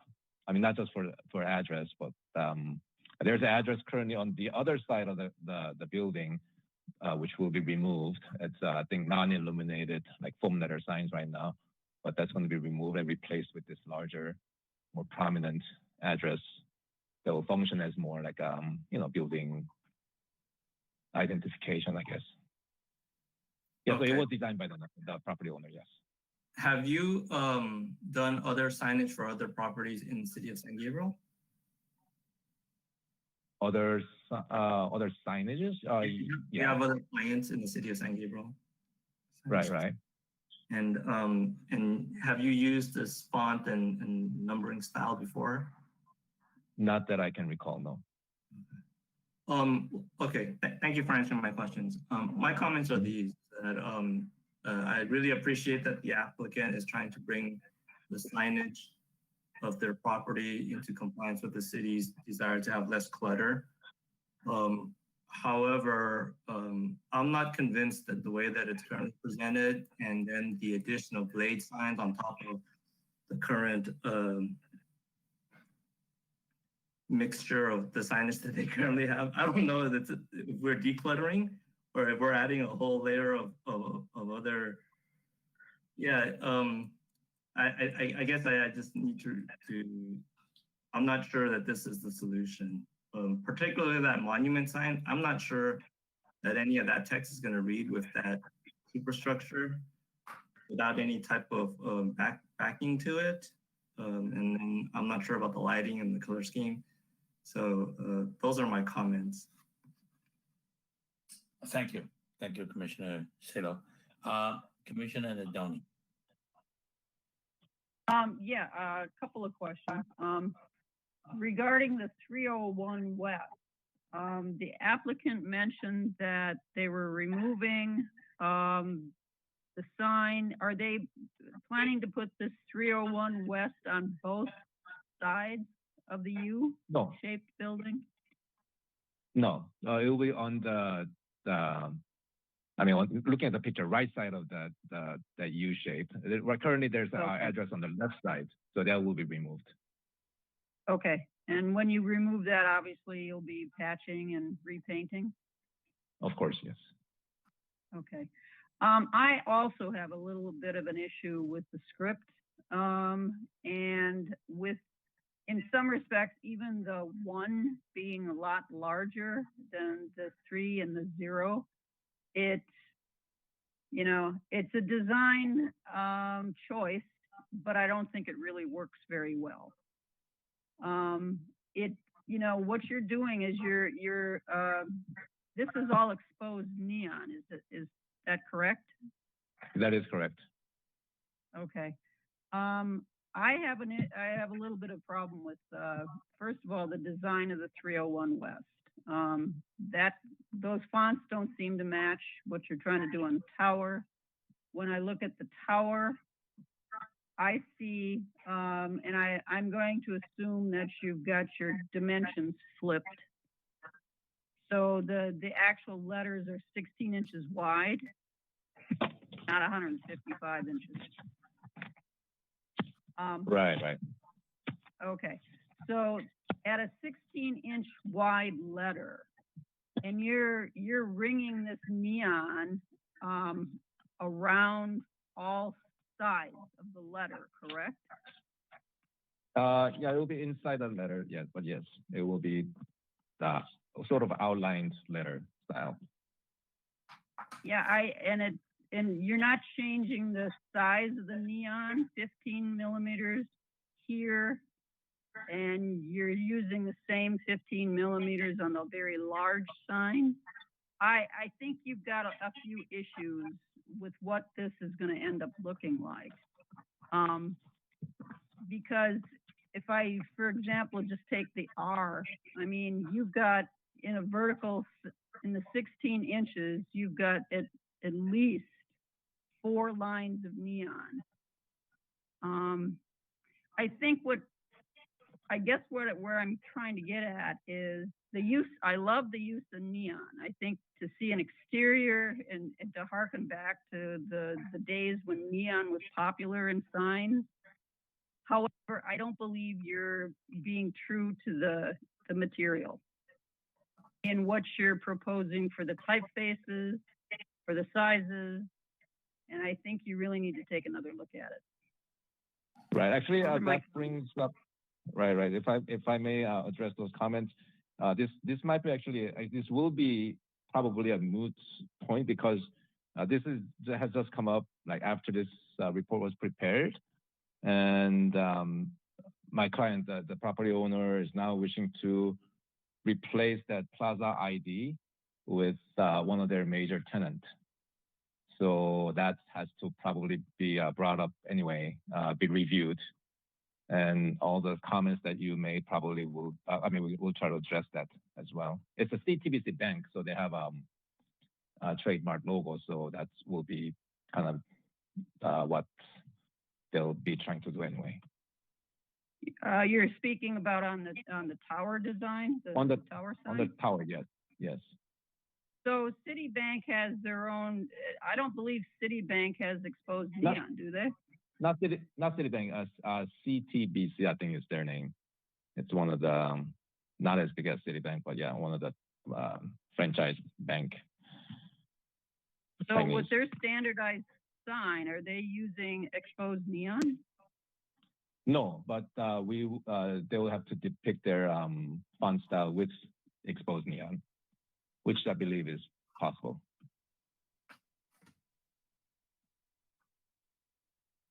Okay, so when I look at the elevation, I see it as CTBC Bank.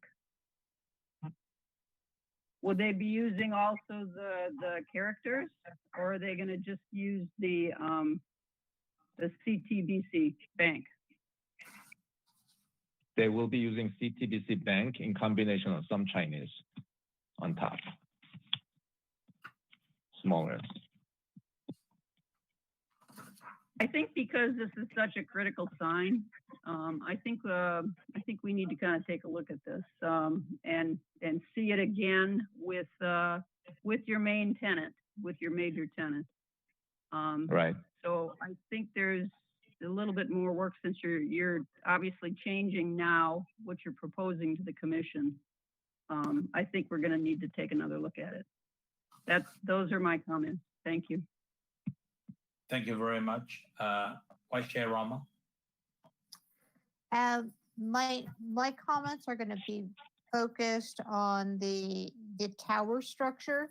I think it's very difficult to read any of the lettering, especially when you see the existing photo of how everything looks. There's too many lines. The colors, even though they're contrasting, it's very difficult to actually read the letters and try to make out the words. And I think the color scheme that you propose, even though that this is attempt because this is not what you're going to be proposing, it works less than what the existing color scheme is. What I'd like you to possibly consider, just if you're going to be utilizing that tower structure, is to possibly provide a skin around the structure.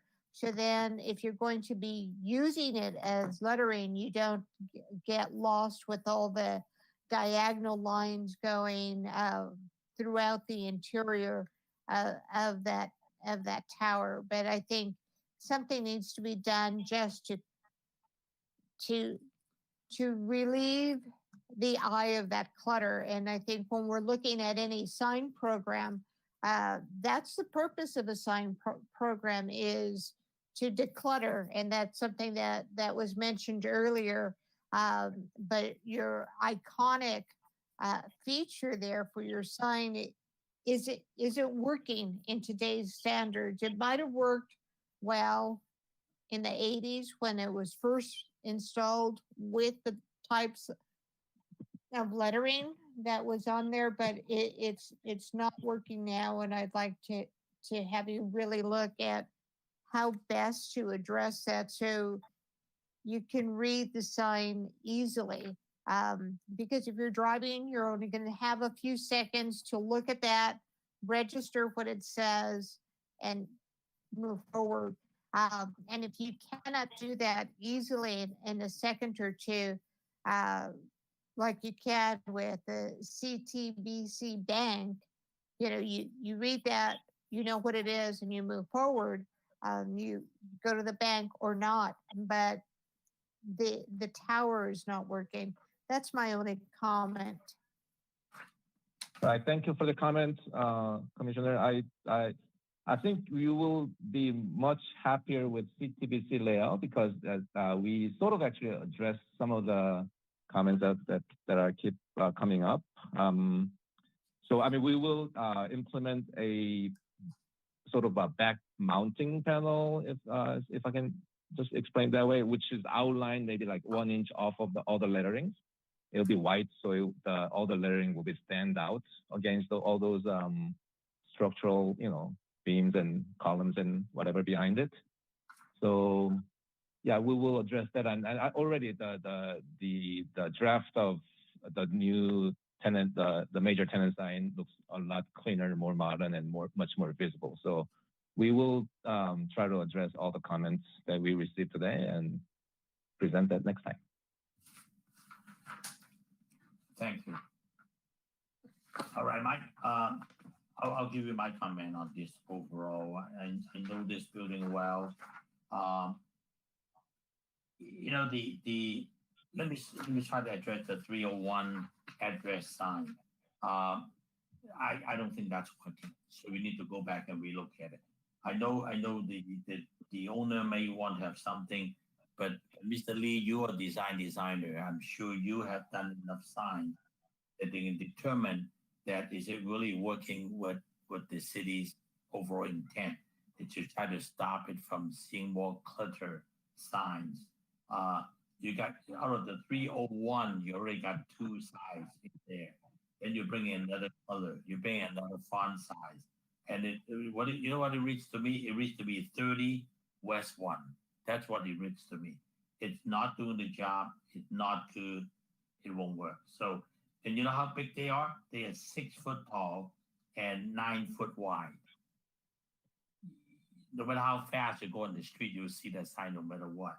You don't need a sign 6 by 9 to identify the address. I think it will just basically defeat the whole intent of an address sign. It's just not working. So that will make it even more clutter unnecessarily.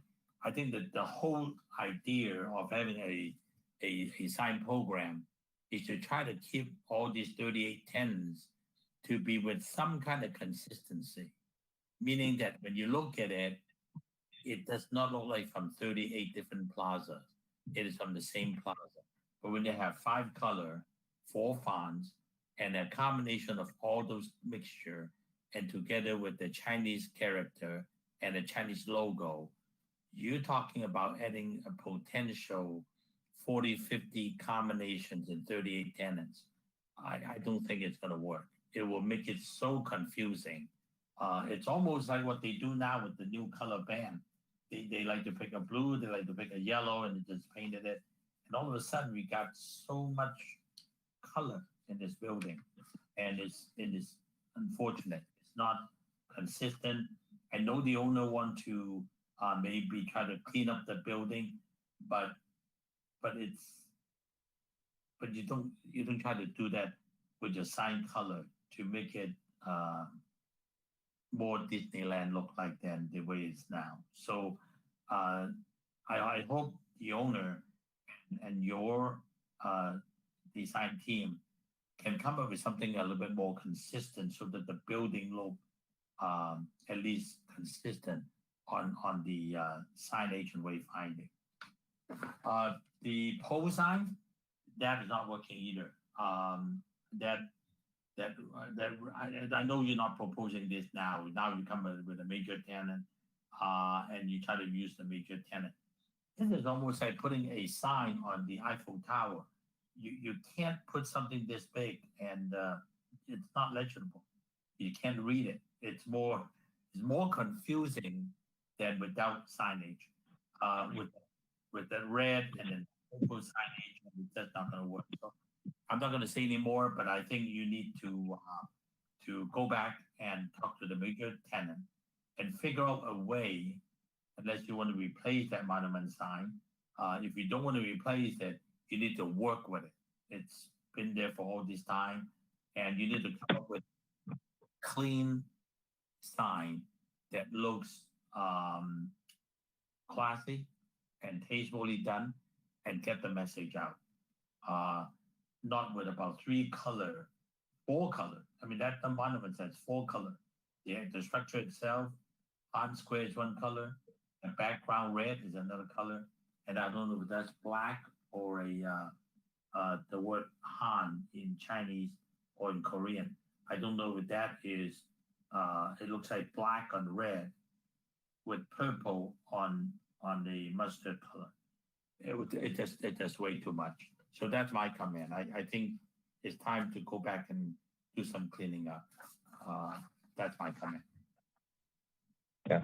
So I hear that loud and clear. So 301 West and power sign, we will work on the new design. One of the comments that was made that I want to address is blade sign. One of the commissioner was questioning if it's making more clutter or cleaning it up. This was actually one of the recommendations made by the city staff, which the owner thought was a good idea. So yeah, so before that, yeah. Sorry, I meant to address someone also. I got too excited. The play sign. Those are successful. We got a huge shopping mall that has over hundreds of tenants. That when you walk in the big canopy, that you don't even know who's in there. If you are intended to have some window signage, and you can immediately see it there, that play sign really doesn't do anything for you except be another layer of sign. It's just more sign, and they got 38 more signs hanging low. This is not that big of a mall.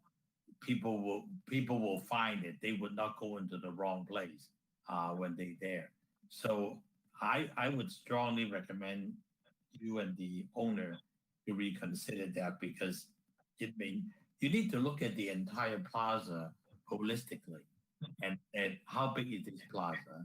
How many tenants are there? You got 3 major wings, and it's not that many tenants on both floors, maybe 6 max. So what is the likelihood that they need a sign to identify where they're going in? So I would that would be something that you would be taking out a portion of your sign allowance to use it on the play side, and then I don't think you're going to gain that much by doing it. I'd much rather see you do a proper signing on your storefront sign, and maybe carefully use your window sign.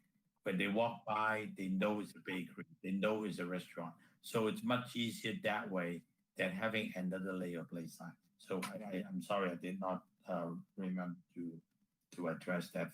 And please take those comments back, and then try to work it out with the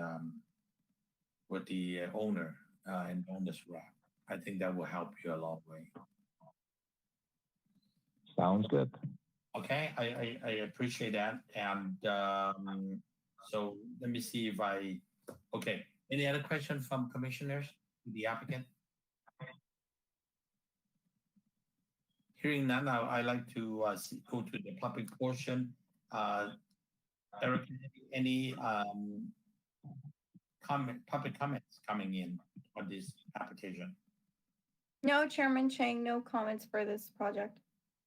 Okay, so it's now 8:30, and there is no public comments, and that portion is closed.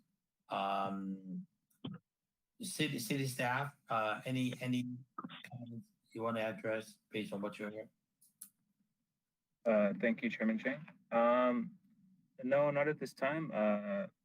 Staff did take a lot of notes, though, so I think this is probably heading towards a continuance. So Staff will definitely work with the applicant and the property owner to ensure that all of these items that were brought up tonight are addressed. Thank you. Thank you. Appreciate that. Applicant, this is your chance to address the commissioner before we close the public hearing. Based on what you heard, you wanted, including Catherine, do you have anything you want to share with the commissioners? No, Commissioner. We will take all the comment and we'll go back and we'll work at the sign and we'll come back with that. Thank you, Catherine. And Dennis, any further comment? No. Thank you. Okay. Appreciate it. Thank you very much. So I'll close the public portion of the meeting and we'll go on to Commissioner's deliberation. Commissioner 2, what is your feeling on this application? I think because of the tower sign has to be redesigned, and there's a lot of concern about the design of the sign. And yeah, as I brought up, there's a lot of colors to be involved, and I also really agree that what Chair Chen just said about the brace sign, because the complex is just relatively small, and there isn't a lot of height allowing so many brace sign on adding another layer of the clutters. So I feel like we're going to be able to see more improvement and revision from the next meeting. Thank you. Commissioner Salem? Yeah, I think the proposal needs a little bit more work, but I do appreciate the applicant and the signage designer making the effort to try to declutter the signage on this property and bring it into compliance with city standards. One suggestion I would like to ask them to consider is that currently the monument sign is painted this coral color that matches the handrail on the ground floor of the property. But the handrail on the second floor of the property is kind of like this black or dark gray charcoal color. And there's really no reason why the handrails on this property need to be two different colors. And I think that actually if the monument tower was a recessed color, then any lettering that you put on it would actually read better. Those are all of my comments. Thank you. Thank you. Commissioner Nadoni. Yeah, and I think if the applicant and the owner are sold on neon and they want to use neon, I really think that they need to consider looking at classical neon signs, because most of the time you see neon, it can be doubled up on a letter, double lines of neon, but more commonly you find it just a single line of neon. And I think, to have it ringing a letter, I think it's just only going to add to the kind of clutter, if you will. So I would really seriously look at the material, the type of sign, and if it's appropriate. Thank you. Appreciate that. Thank you. Vice Chair Rama. In addition to the monument tower sign that we discussed earlier, I'm in agreement with the blade signs. I'm normally a fan of blade signs, but the way this shopping complex works is you park in the middle or you park right in front of where you're going to go. So it's not like you're walking on the sidewalk and then you can't see the front of the building. You're parking directly to where you need to go. So I'm in agreement of kind of looking at removing the blade signs from this complex.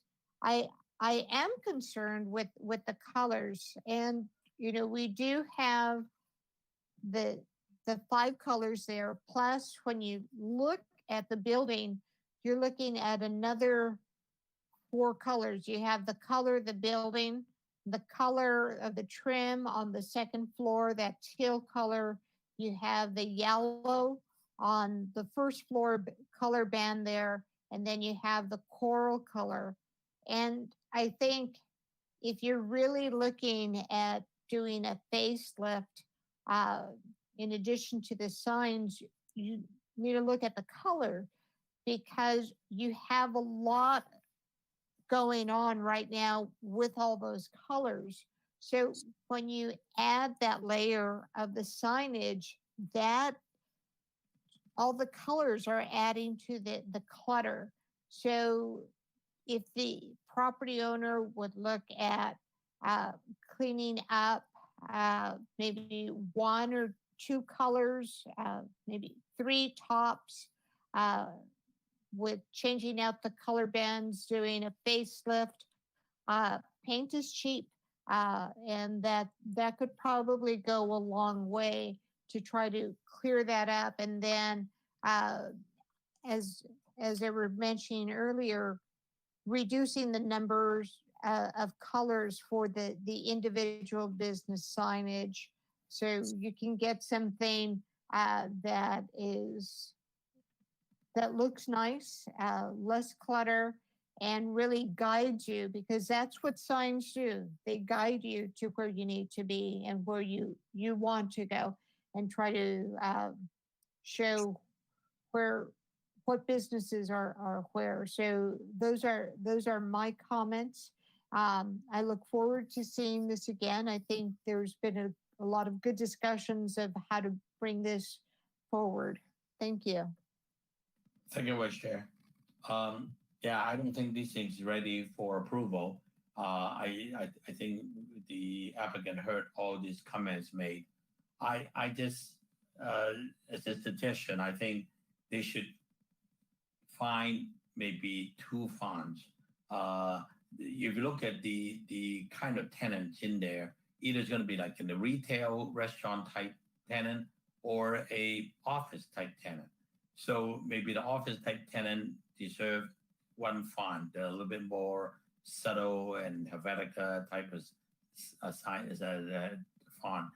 Maybe the more active retail restaurant type tenant have one font size, one font type, and and then the Chinese font should be pretty much all uniform unless they should work with the font type also. So come back with some streamlined font size and color, so that the building does not look like there's 15 colors in there, and it's not going to help the situation. So we look forward for you to come back, and after you have a chance to look at it and study the building carefully, and then we'll then we can act on it. Okay, so with that said, it looks like it's not going to get approval tonight, so I think we should continue this. Can I have a motion for continuance?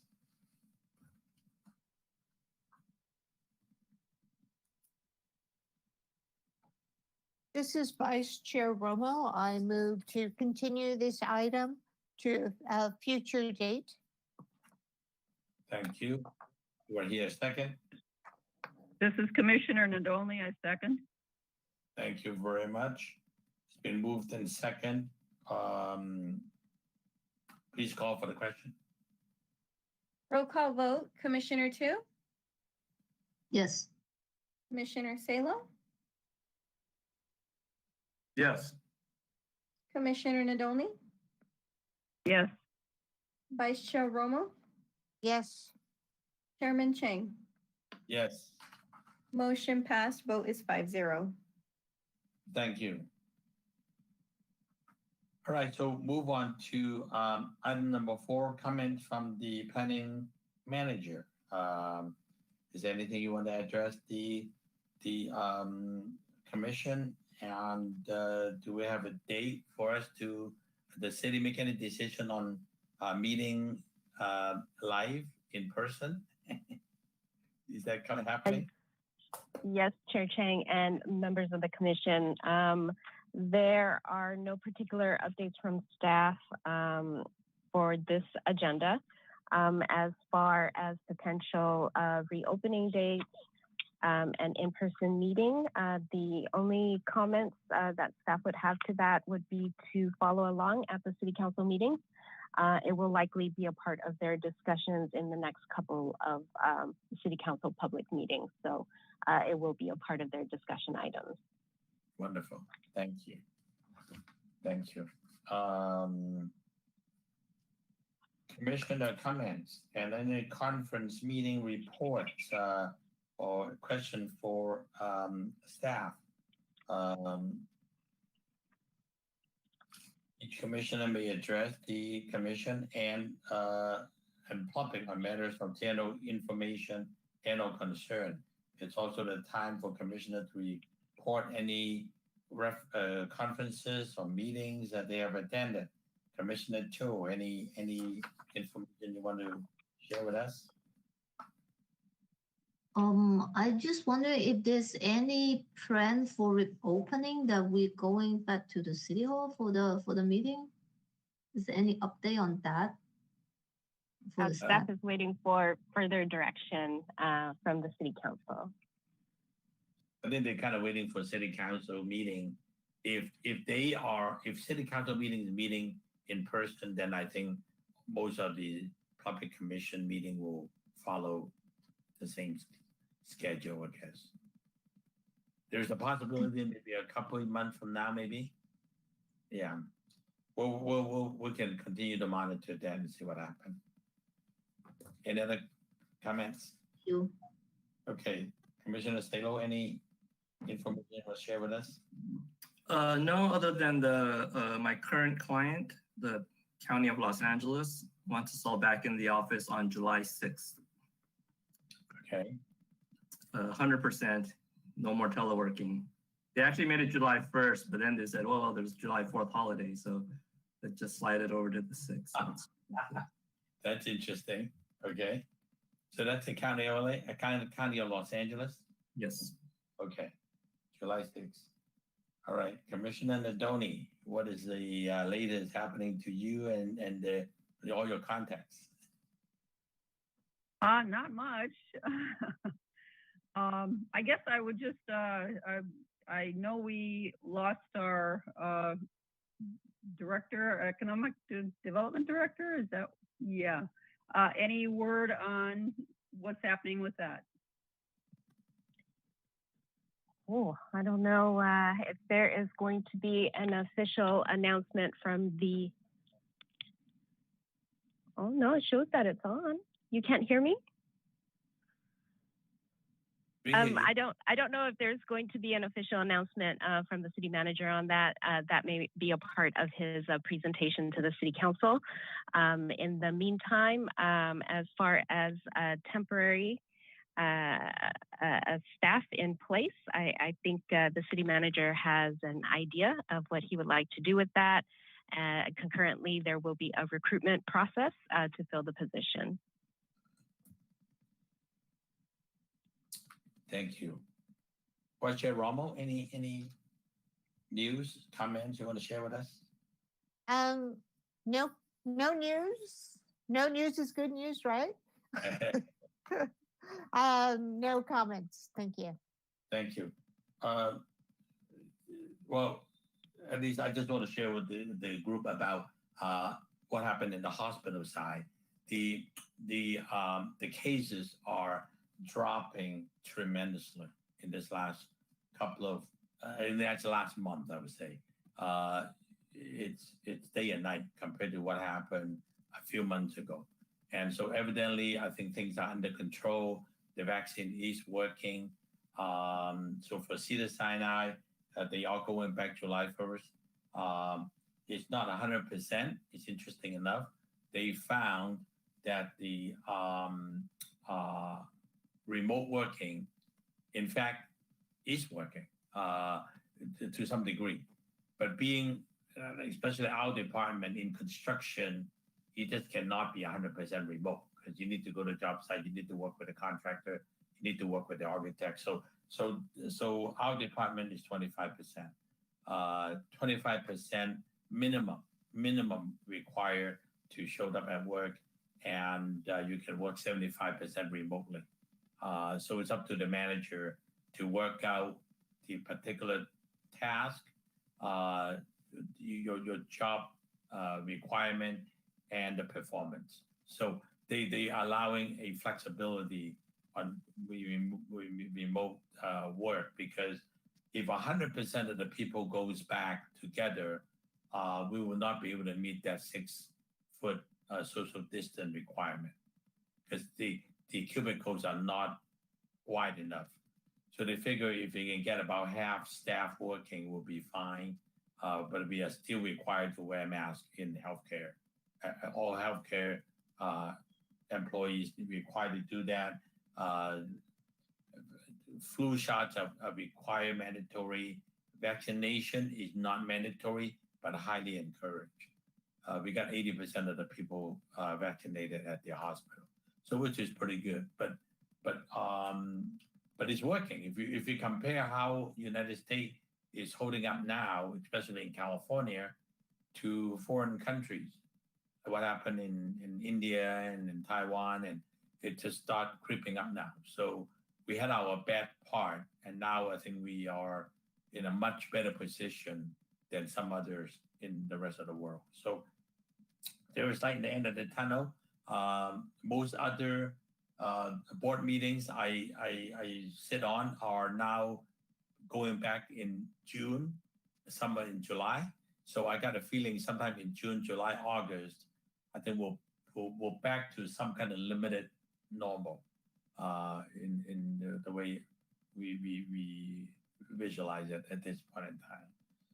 So with that said, I thank you all for a wonderful meeting, and staff done a great job as far as like organizing all the plans, and it's much better organized and better planned. I'm sure Mala and I gone through that years ago, and this is much better organized, and we appreciate that. Okay, so with that said, in other words, if not, we'll just probably do maybe 1 or 2 more months like this, and then we'll wait to see how the city council would like to lead us back to City Hall. Okay, thank you very much. Have a great evening, and we'll be in touch again. Take care.